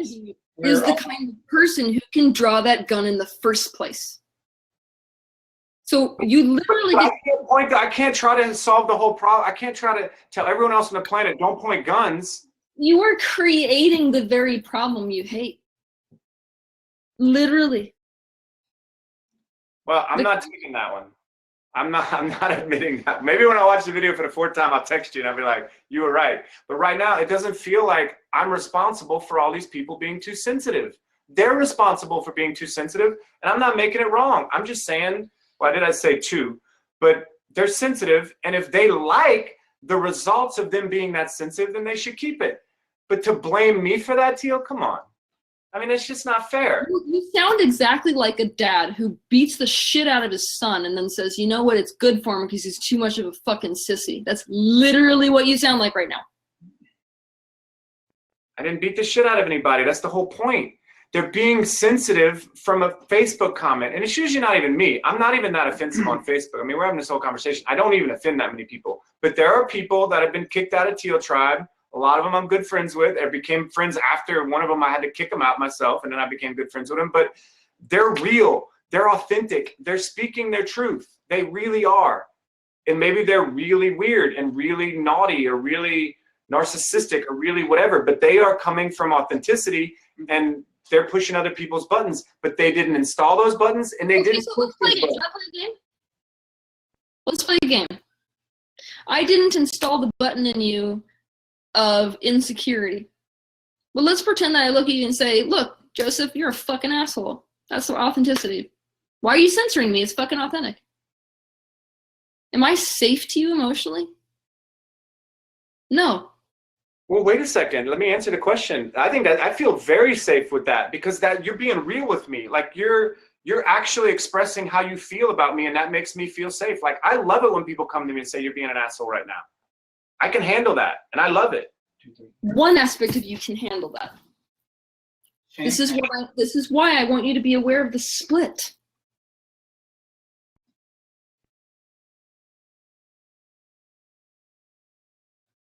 In other words, I'm not just talking to Shane right now, and I'm not just talking to Joseph Zenner right now. I'm also talking to that 9-year-old right now, and me understanding oneness, feeling into you. The last thing on earth I want to do is say that to you. I want to have compassion. So instead of saying, Joseph, you're a fucking asshole, I'm going to be like, Jesus Christ. I see the reality of Joseph. I see the fact that the pain in his life is that he was so sensitive that people broke his sensitivity, and he had to break his own sensitivity because he couldn't cope with this fucking world without becoming so hard.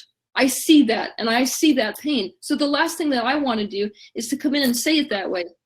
I'd rather, instead of say, Joseph, you're a fucking asshole, I would rather be like, you know what, Joseph? You're being really cruel right now to the aspect of you that really needs you to be a lot more compassionate. But Teal, I have compassion. The reason I get so frustrated with people being derailed by a Facebook comment and a stranger is because I feel for them. Like I don't want, a lot of them are friends of mine. I don't want them to be hurt for 5 days off a stranger's comment. Like the last major girl I dated, she would get so derailed off Facebook bullshit from people she didn't know. And it's like, I cared about her too much to want her to be experiencing that. And I wanted to teach her a way to see that I can control my reactions. You know, like I can control how much I let someone else affect me if I take ownership of my feelings. And I even tell people, like, picture a big check and put, you know, power over my emotions. And then do you want to sign that check over to someone else? Do you want to sign it over to a friend, a Facebook friend, or a stranger on Facebook? I would sign that check over to my daughter any day of the week. If my daughter's sad, I'll be sad with her. But if I'm giving that power over my emotions to some stranger when I'm reading a comment on a Facebook thread, that's not empowering to anyone, and it's hurting the people that are doing that to themselves. So I say what I say because I want them to see that it doesn't have to be like that. It doesn't. I used to be like that, and I grew up. I'm not like that anymore. And I'm not saying I'm better than anyone else. When I grew up was probably offensive. I became more interested in my reactions to things than the things, and that helped me. And now I don't get my little feelings hurt as much. Why do you not like it when I say my little feelings? This is so fucking horrible. It is minimizing. It is condescending. It is terrible. My God, if I came to you and I was like really genuinely crying because I'm really genuinely hurt, which by the way, these triggers are genuine injuries, and you said that to me, I mean, like literally, it's just so bad. Well, I can tell you, I've helped a lot of people be less sensitive, and they're happier now because of it. So, you know, wherever it lands, that's real. Like they were being hurt all the time, even my ex. Now she's not. I'm probably going to have to undo that in a few years, and that's what scares me. But do you want people to be that sensitive? Like, yes. You think that's the evolved state for everyone sitting around waiting for some asshole to come in a room and then all 20 of them get pissed off because of some one asshole? No. You're talking about a trigger. There's a difference between a trigger and sensitivity. And if you're not sensitive, you can't even feel the fucking trigger. And if you can't even feel the trigger, you can't even get back to the aspect of you that is injured. There is no hope for integration. None. You know what that means? You're coming back in the next life. And the next one, and the next one, and the next one, till you integrate fully. So you're basically condemning them. I disagree. Well, that's not helpful. Not when you say I disagree. I agree to disagree. That's like I'm walling myself off. Congratulations. You've just created another fracture within consciousness. I've been on both sides, and I don't want that side. I don't. It's just not. It's you say follow your joy, follow your fun, like, you know, follow excitement or whatever, and no thanks. Like that's miserable to me. Like I don't want to be that ever. It's gross.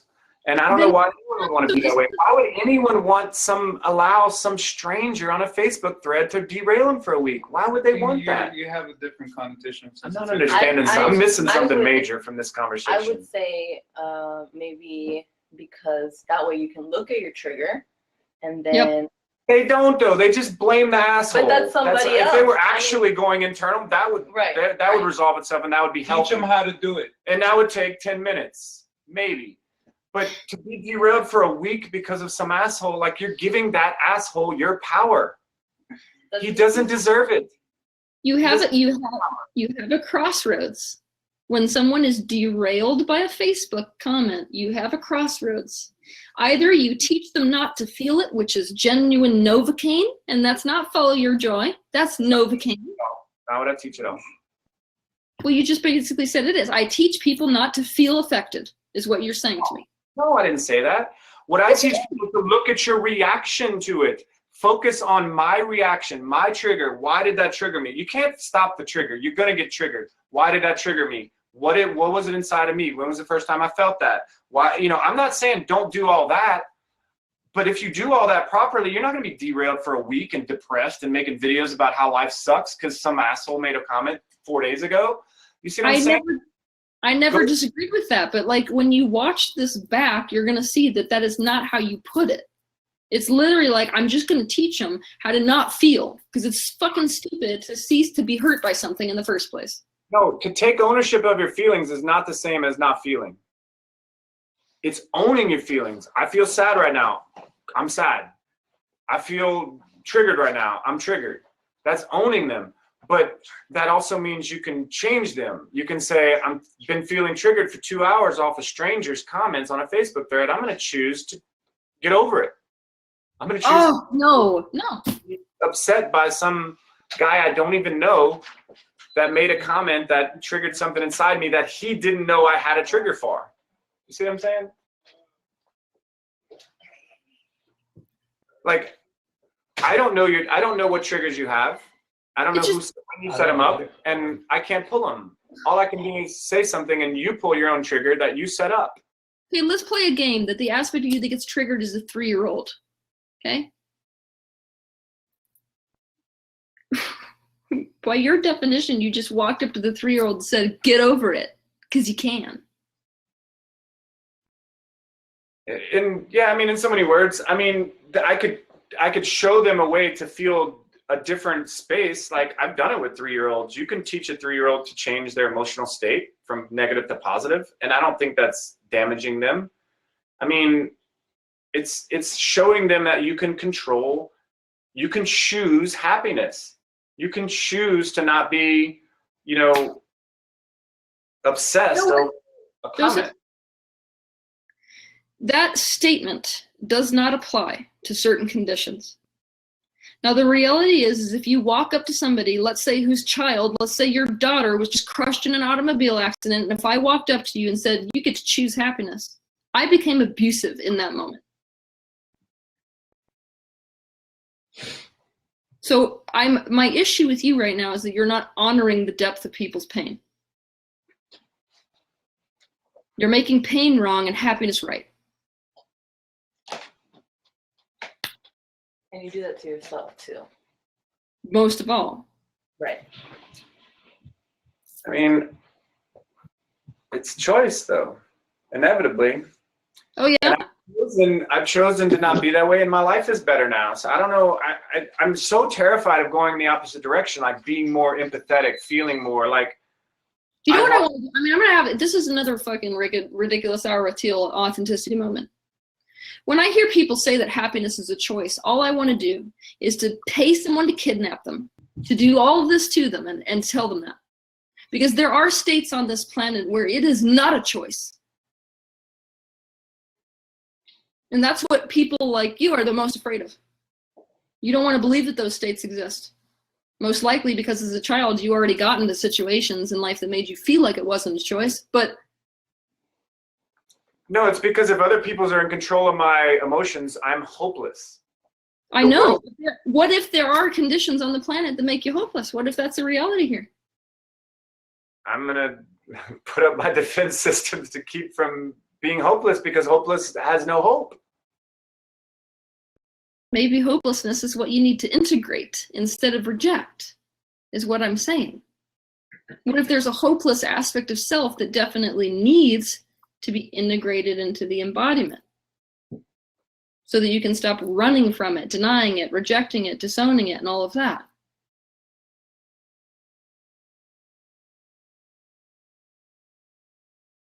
But what if you can't create integration with that aspect of self when you keep telling it it's a choice?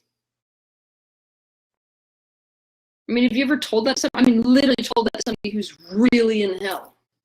Like I'm saying, walked up to somebody whose daughter just got crushed in an accident and say it's a choice to be happy.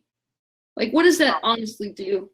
It sticks and stones will break my bones. Words will never hurt me. I mean, sticks and stones still hurt people. Yeah. Your dog getting in a, dying in a car accident is sticks and stones. That's not words. That's real shit. Real shit is words too. And I will tell you, you better listen to this. Literally, looking at my childhood, sexual abuse, physical abuse, emotional abuse, mental abuse, the worst of all of them was emotional abuse. I would rather have my skin filleted off my body than half the shit that happened to me emotionally as a child. But you don't think if you knew what you knew now, the emotional level of abuse would have been less? Not from the other person, from you internally. You see what I'm saying? Like that's why I think it's important to evolve, so that we don't get so wrapped up in someone else that's trying to affect us emotionally and we're allowing it. Like if we can evolve, we can see that they're trying to affect our emotions negatively and say, no thanks. I don't want that shit. That's yours. Keep it. It's yours too. I think kids get that. A 3-year-old gets that. A 3-year-old's like, trying to put shit on me. Keep it. It's yours. It's yours too. You can literally, after having this conversation with you today, you don't get to say you believe in oneness anymore. So you should just strike that off your record. I never said it. I said I understand it. I'm not integrated, and I don't like. But you believe it. Understand the reason my driving force is I'm tired of seeing people get hurt for no reason. It's the same driving force as you have. We're coming at things from a different angle, and we obviously, have different perspectives. I think I agree with you more than you think I do in this regard. I mean, I'm taking in what you're saying, and it's making sense. But nobody heard I from don't see that the reason I want this to stop is because it's hurting people, and it doesn't have to. Nobody gets hurt for no reason. And you don't get to say it doesn't have to hurt you to get your leg blown off any more than you get to say it doesn't have to hurt you to emotionally get hurt. That's just you making a big difference between the physical body and like the emotional body. If someone's loving it, if someone's loving sitting around all day watching the internet waiting for stuff to trigger them for a few days, that's fine. They're great. Enjoy it. Like some people truly do love that drama. I know people that love Facebook drama. They live for it. But there's other people that would love to get on with their life, that would love to, not be depressed all the time and not always be triggered by some trauma that happened 20 years ago. And they don't understand that they have the ability to control that and to not relive the trauma all the time. That's empowering. That's not disempowering. You see what I'm saying? No. You don't think it's disempowering to teach people that you have no control? Your old trauma from 20 years ago could resurface at any time and torment you for a month? Like nobody teaches that, and certainly I don't teach that. But like the words that you are using, at least to convey what you are doing, conveys a brutality. It's like a drill sergeant version of control your own emotions. Don't honor your emotions. Your pain is not real. It's a choice how you feel. And so if you get hurt by something, it's your own fault. I didn't say 80% of that. I said the first thing you said. The rest of that is not my belief. Because I don't believe you should not honor it. I believe the way to process it is to honor it. But move on. Like realize that you don't have to sit in it. You have a choice as to how long, like literally you can set a timer for 3 minutes and deal with frustration or deal with okay, anxiety. no, whatever, 3 minutes. After that 3 minutes, you're so sick of that emotion, it's gone. Move on. Get over it is not honoring it. So you don't get to say, oh, I teach people 5 years not honoring it either, Teal. Being You depressed for 5 years doesn't honor shit. That doesn't give you honor. That doesn't make you an honorable person. Joseph, you don't get to say honor your emotions and then trivialize and minimize and dismiss like you just did.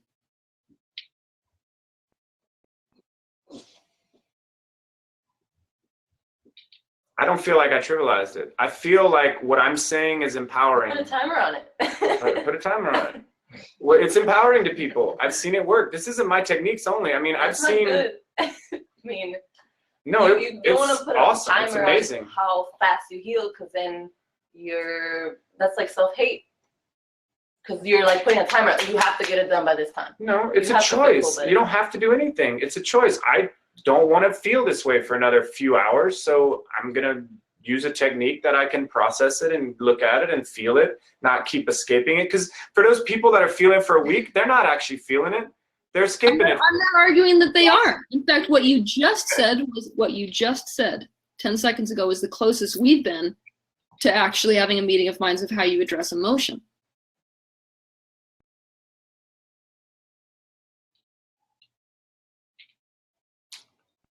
Perhaps the reactivity that we've got going here is that the words that are being used to convey your mentality convey brutality, frustration, irritation, minimization. I'm done with it. That type of energy. I don't want that near the emotional system. Perhaps in real practice, what you're arguing for is the same as what I'm arguing for. I'm just telling you, you've got to really, there cannot be a rush or a hurry or a frustration that someone isn't where you want them to be when you're dealing with the emotional system. I mean, I'm okay with people being sad. I'm okay with people being depressed. But when people I care about are being hurt by other people I don't know, then I care. And if I can teach them a way to not be affected by a stranger, then I'm going to teach them a method. And I have lots of them. I have a ton of them. And most of them are mirror work and shadow work. It's not just forget it, get over it, choose happiness. That's not what I'm talking about. But that's what you have been talking about for an hour. So it's almost like the way you conveyed yourself, conveyed that you were into that. I don't think I have. What I've been talking about is self-empowerment and belief that I have the power of my emotions. No one else does. Can I ask you to do me a favor? Sure. When you rewatch this video, can you listen to the words that you used and the way you conveyed yourself? Because you did say those exact things multiple times. I mean, I'm summarizing to get them to the end event. This is where they're at and this is where they're at. What I'm saying is the way I do that is not by saying get over it or choose happiness. It's not. I get it by saying, what is that person doing to you that makes you feel that way? What advice would you give them? Oh, does that advice pertain to you? It does, don't it? Feel that, take that advice, and now this other person becomes less important. And what they said actually becomes a gift because you can see something inside yourself because of what they said and because of how it triggered you. It becomes a gift. So like, I'm not arguing with that. What's that? I don't argue with that. So yeah, I mean, I think, and see, here's some brutal honesty for me, Teal Ridiculous Hour, brutal honesty as you talk about it, the brutal honesty minute. I think you're being sensitive to the language I'm using and calling it harsh and saying all this. I'm just speaking my truth. Like, I'm not trying to be harsh. I mean, I get that I have a way of talking that becomes like a lawyer, but I'm not trying to be harsh. I'm not trying to hurt anyone's feelings. I'm not trying to be insensitive. I'm just being this version of myself, which is kind of probably argumentative and lawyer-like, but I'm trying to get a point across, and this is the tone I take. But you're taking it as if I'm being insensitive, and I don't feel like I'm being insensitive. I'm just, that's just that's like my voice. You see what I'm saying? Like there's a. So you're going to be around only people who can take that brutality. What's that? Regardless of whether you're saying that this is just authentic, it's being received as brutality. By you. Yeah, so the reality is if I was a person. Guys, I mean, I'm just saying there's other people in the room that aren't receiving it as brutal. It's wearing Steven out. Jordan, do you feel that the words I'm saying are brutal? Well, there's a even ground there. My point is, it's the perception. Y'all need some water. It's the perception that changes. It's not my words. My words are just my words. Everyone in the room is going to perceive them differently. Some people are going to think I'm an asshole. Some people are going to feel sorry for me. Some people are going to think I'm dead on. Probably no one, but that's neither here nor there. I think you're dead on, but you're also an asshole. I don't argue with that. I own asshole. But you're a lovely asshole. And I guess we got to wrap it up. I mean, we're way over. I mean, unless you know, you can keep going. But we were supposed to get some questions with Kim Neal. I appreciate you putting together the questions. I'm feeling like I won't get it until I watch this show for the third time. So. And if there's something else you want to cover too, I'm totally there. I'm trying to honor your time here because I made a commitment in terms of how long we would get to have you on. So here's a question I have for you. Here's a question that I have for you. If I tell you that the way that you convey yourself is brutal, regardless of whether or not that's my perception of it, do you care enough to change that, or do you not give a shit? I'm listening. In other words, I hear you saying that, and I would not like for other people to think that I'm brutal. But my salvation from self-hatred was authenticity. And authentically, right now, this is who I am. This is where I come from. This is who I am. And so that's all I have. Like that, all I have is who I am right now, and all I am is being authentic. So okay, so where do you draw the line with authenticity then? Because like you could have somebody who basically starts smacking people. Or like when your girlfriend says, does my butt look good in these jeans? Do you be authentic and say no? Or do you say yes and keep the peace and make her happy? I say yes and make her smile, because that's not, I mean, because to be honest, every girl I've ever dated, regardless of how big her butt is, I thought her butt looked good. So bad example. I always think butts look good, so bad example. But my point remains the same. Am I gonna like hurt someone's feelings just to be authentic? No, I'm not on purpose.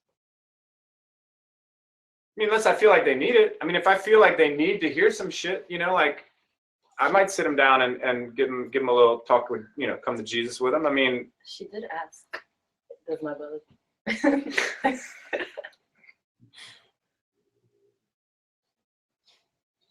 Can you stick with my question?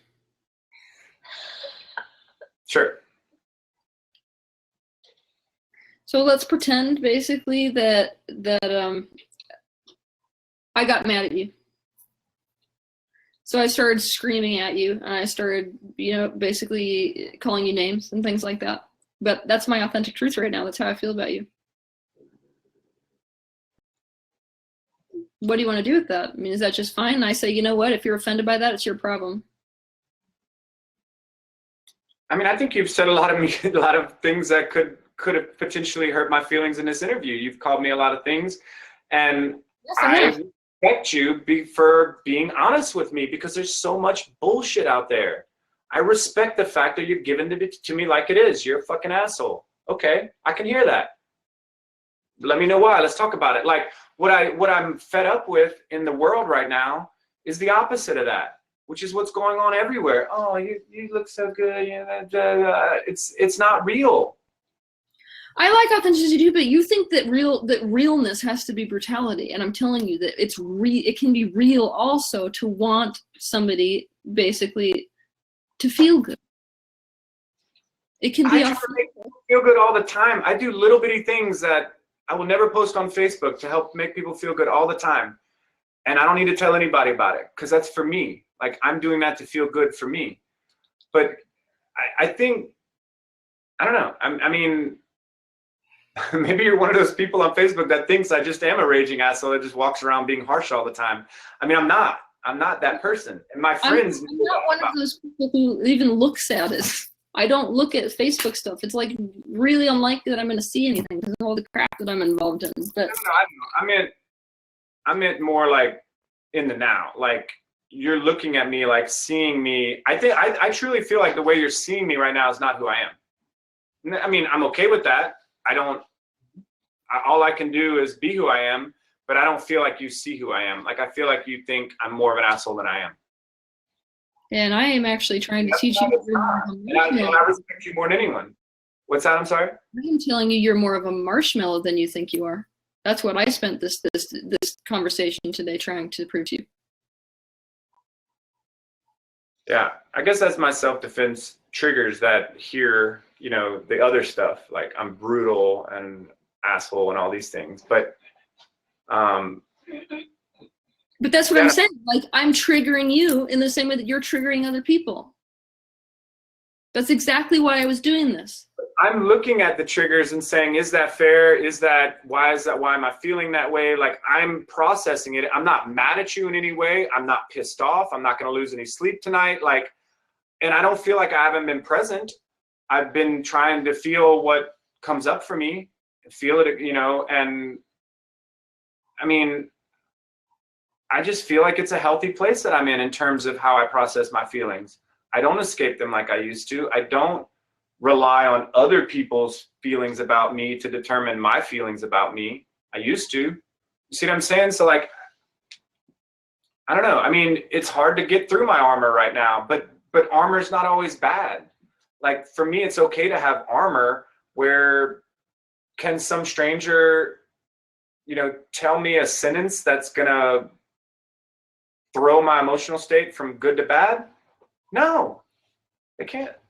Maybe for a second. I mean, my sister's good at it, you know, my sister's pretty good at that, but she knows me, you know, she knows what would hurt. What she uses is like me, you know, not being as good a father as I could be. She'll use those triggers to pull, because she knows I installed those triggers, but she knows where they are, and I still pull them, but she says the things that make me pull them.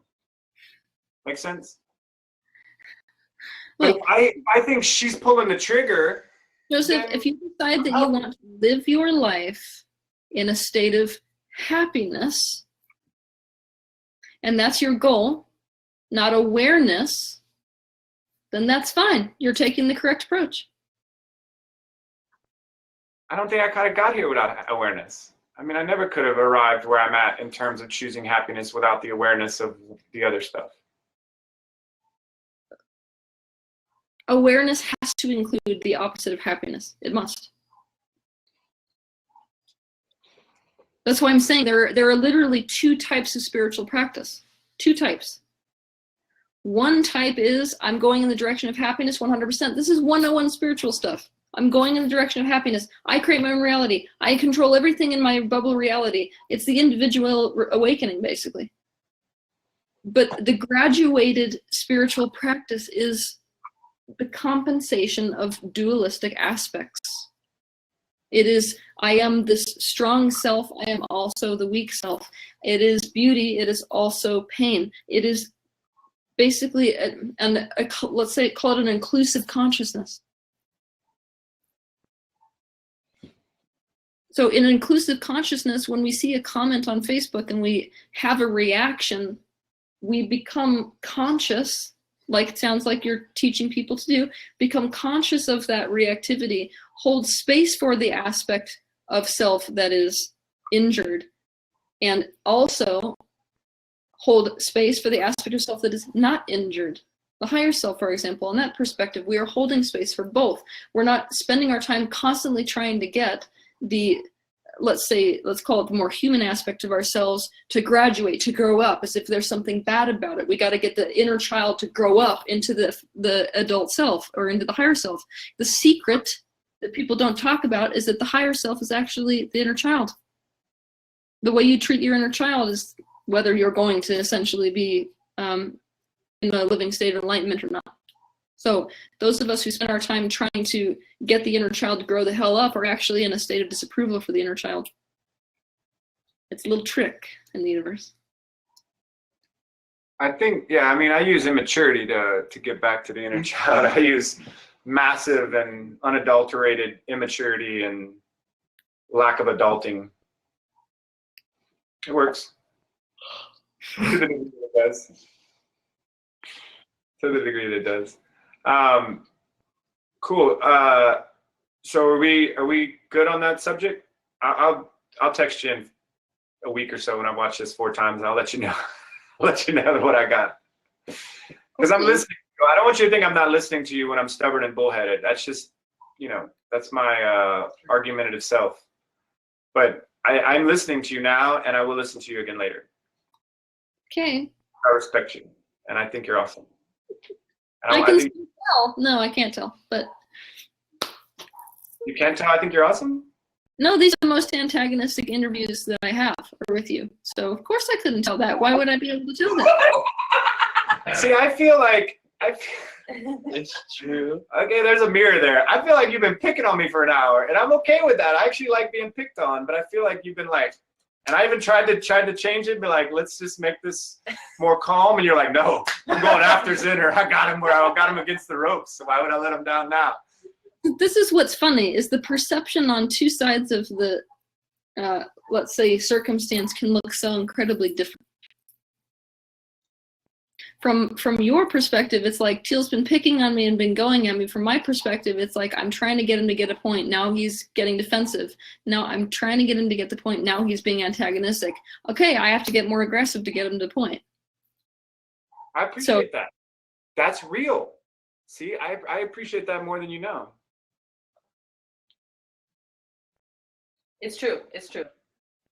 Yeah, no, it's true for one aspect of him. And this is like literally, if you just forget all of it. I mean, literally everything that we just talked about, and only consider the fact that you have this split in you between these aspects of self. And one aspect of you, let's call it either Shane or Joseph, the aspect of you that's coped very well with the world and who has learned how to control your emotions and everything, is not really allowing the space for the aspect of you that still exists in you, that more vulnerable part that doesn't feel good when I'm as direct as I was during this interview. I do get weird, like, happy buzzes though when people are actually real with me, because there's just so much like smoke blown around me specifically. I'm a bullshitter, so I know bullshit. So when people shoot straight with me, I freaking love it. I really do. I get it. Maybe that's one aspect of me loving it, but either way, I love it. So here's the thing. So what that says to me is there's an aspect of you somewhere that was wounded so badly by inauthenticity that it's trumping all the other aspects right now. Now, I'm going to tell you that's the same for me in my career. I have an aspect that loves the stage so much that I'm going to trump all the other aspects that are terrified of it.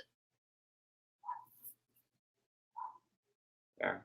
But what if I could create more cohesion within my embodiment so that I didn't have to bulldoze them to get on stage, for example?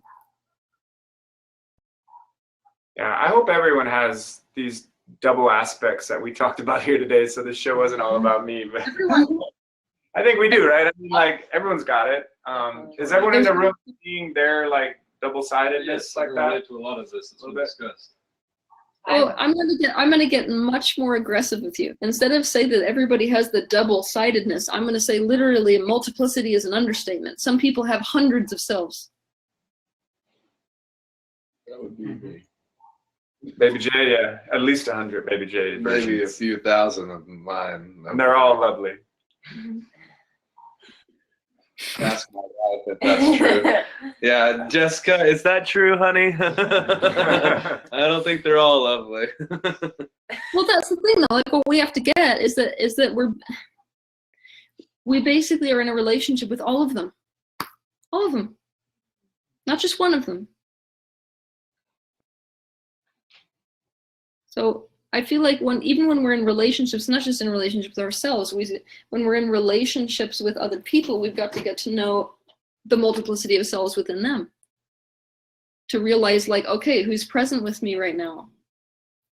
Who is this right now? How are they going to react? How is what I'm going to say going to affect this aspect of him versus this aspect of him? Like, for example, let's say that, let's just use me. I'll use a personal example. I have a husband that loves to theorize, like he's obsessed with it. But I know that he's got these two fragments. One of his fragments is super insecure about relationships. And the other aspect is like super curious and a philosopher and loves theoretical situations. So let's say I bring up a theoretical situation that involves like cheating on someone. I know that one aspect of him is going to be like all super fascinated with the idea of like the what if. And the other aspect of him is going to be like trembling, going, my God, what does this mean for the relationship? Does it mean that she's going to break up with me? I have to be aware of both aspects.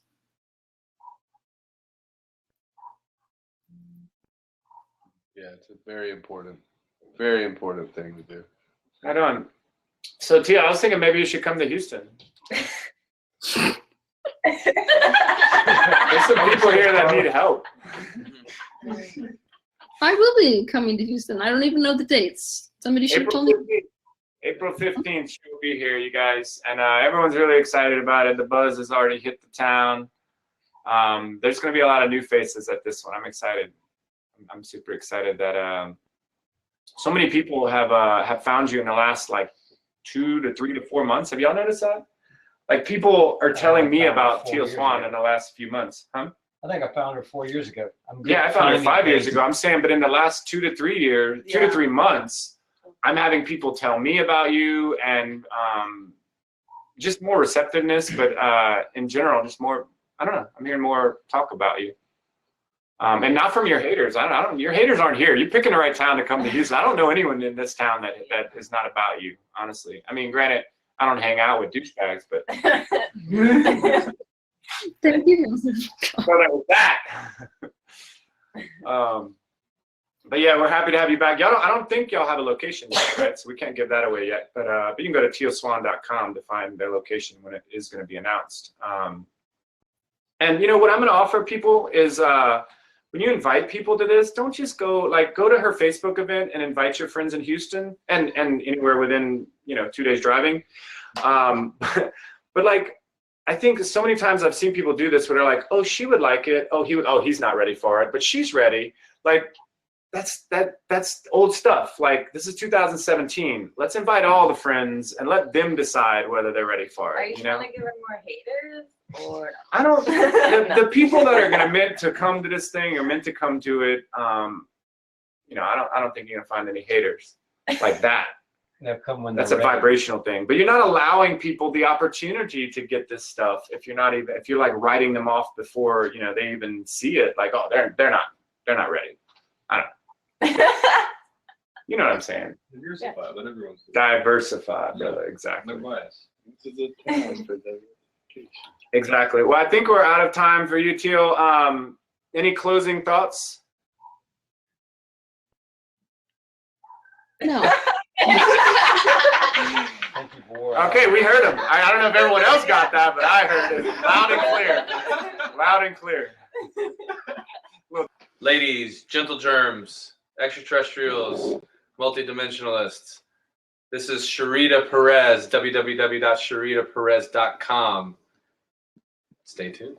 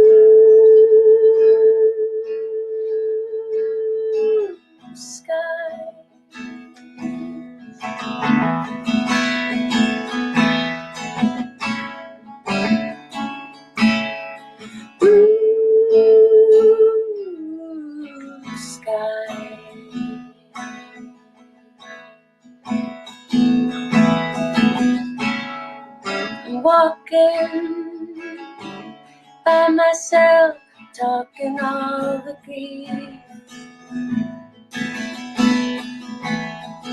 I wanna see my fingers dangle out from the earth to the sea.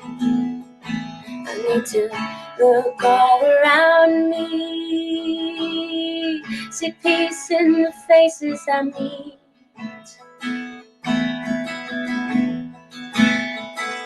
I wanna see love trees gathered round the circle of the leaves. I wanna see and feel blue skies in my eyes. I wanna see and feel blue skies in my eyes. Everywhere I hear people talking about the things that they believe.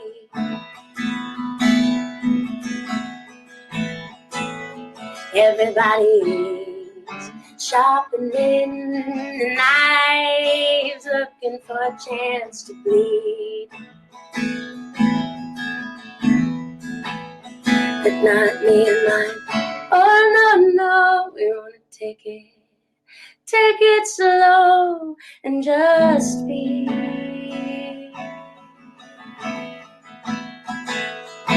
We wanna taste breath of uncertainty.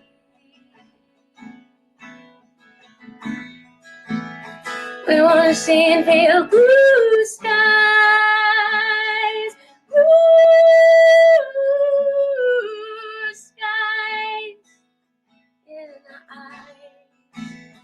We wanna see and feel blue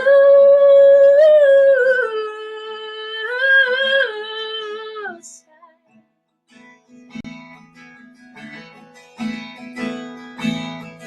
I wanna reach my heart and soul down low, touch the people and places unknown.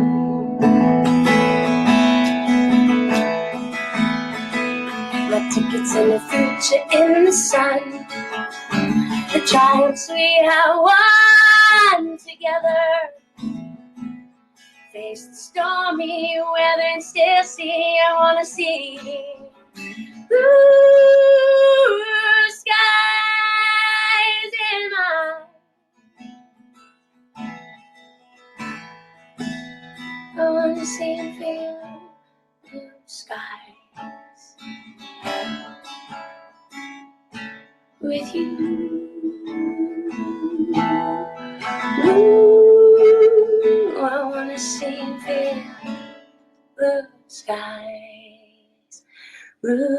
skies in my eyes.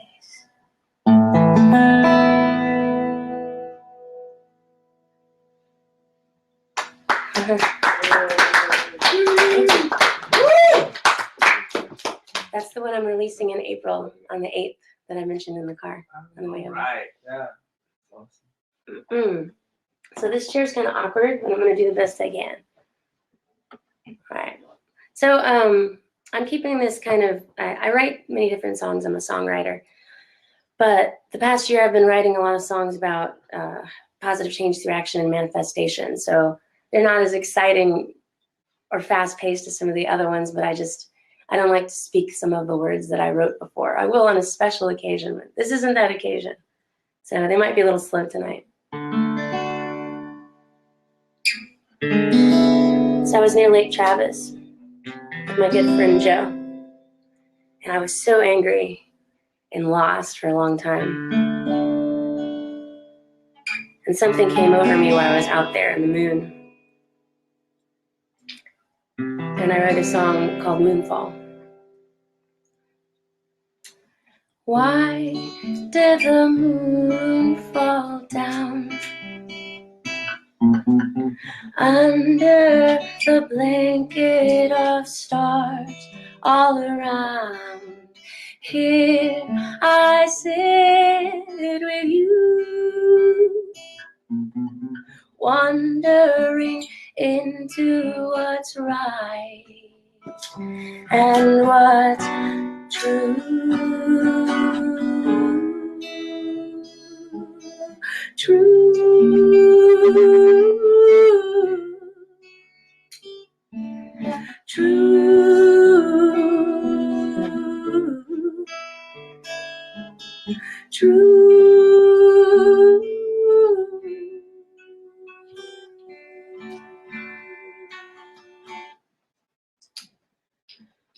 Tell me, what do you adore?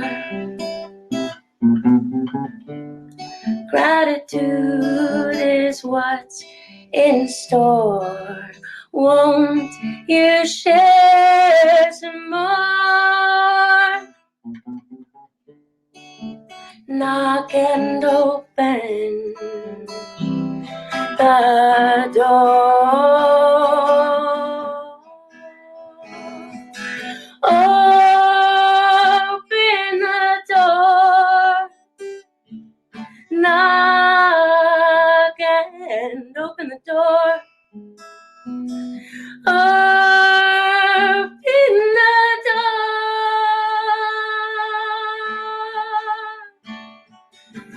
Cycles surround. Frequencies abound. Fill your eyes with it. The way is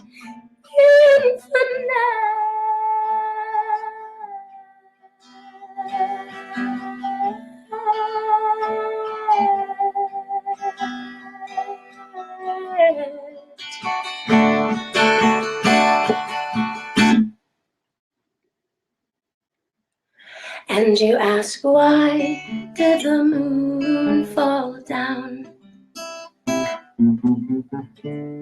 So the sun could come around. Why then do we fall down?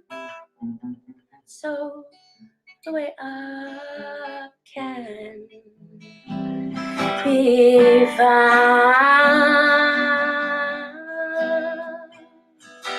Ooh, we fall down so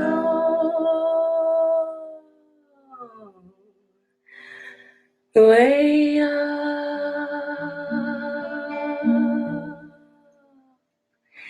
can be found.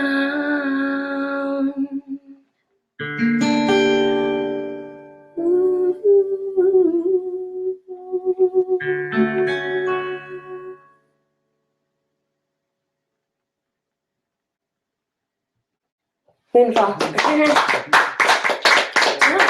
I love that. Can I Absolutely. get a little more water? Never. I wish I had a Ricola. I always have them with me. Let's see. I'll do one more for you today. Is it Dive Deep? Or do you want to hear a song about diving deep, or do you want to hear a song about Big Sur? Big what? Big Sur. Big Sur. I was in tour and I wrote a song about Big Sur, California. Big Sur and diving deep. In Big Sur. Okay, I did that actually. Yeah, we can do that. I like this one.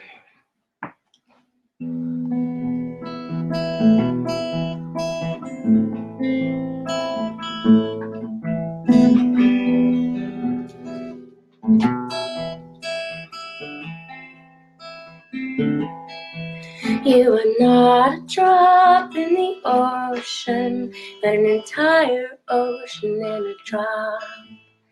The redwoods make you feel so small, but you can learn from tall things if you stop.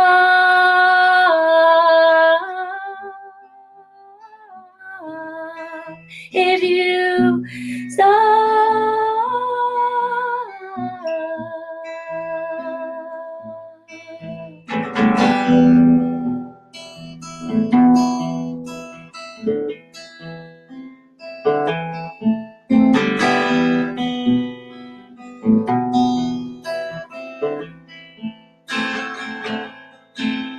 listen to the Pacific as it whispers in your ear.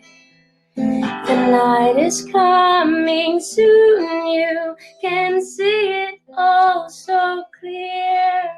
If you only quiet down, then you will surely hear everything you need to hear if you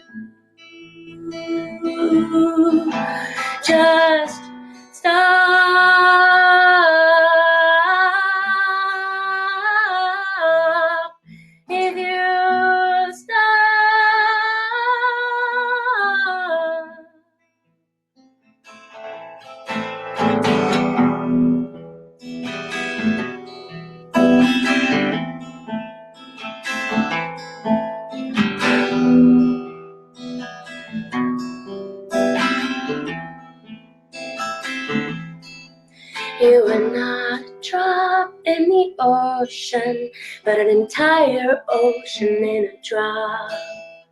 The redwoods make you feel so small, but you can learn from tall things if you stop.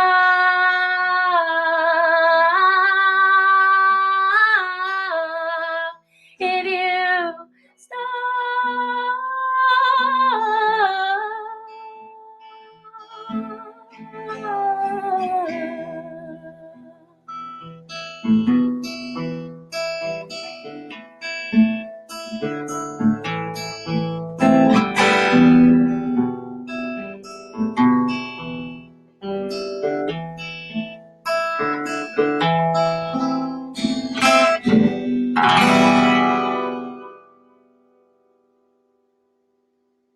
Big Sur.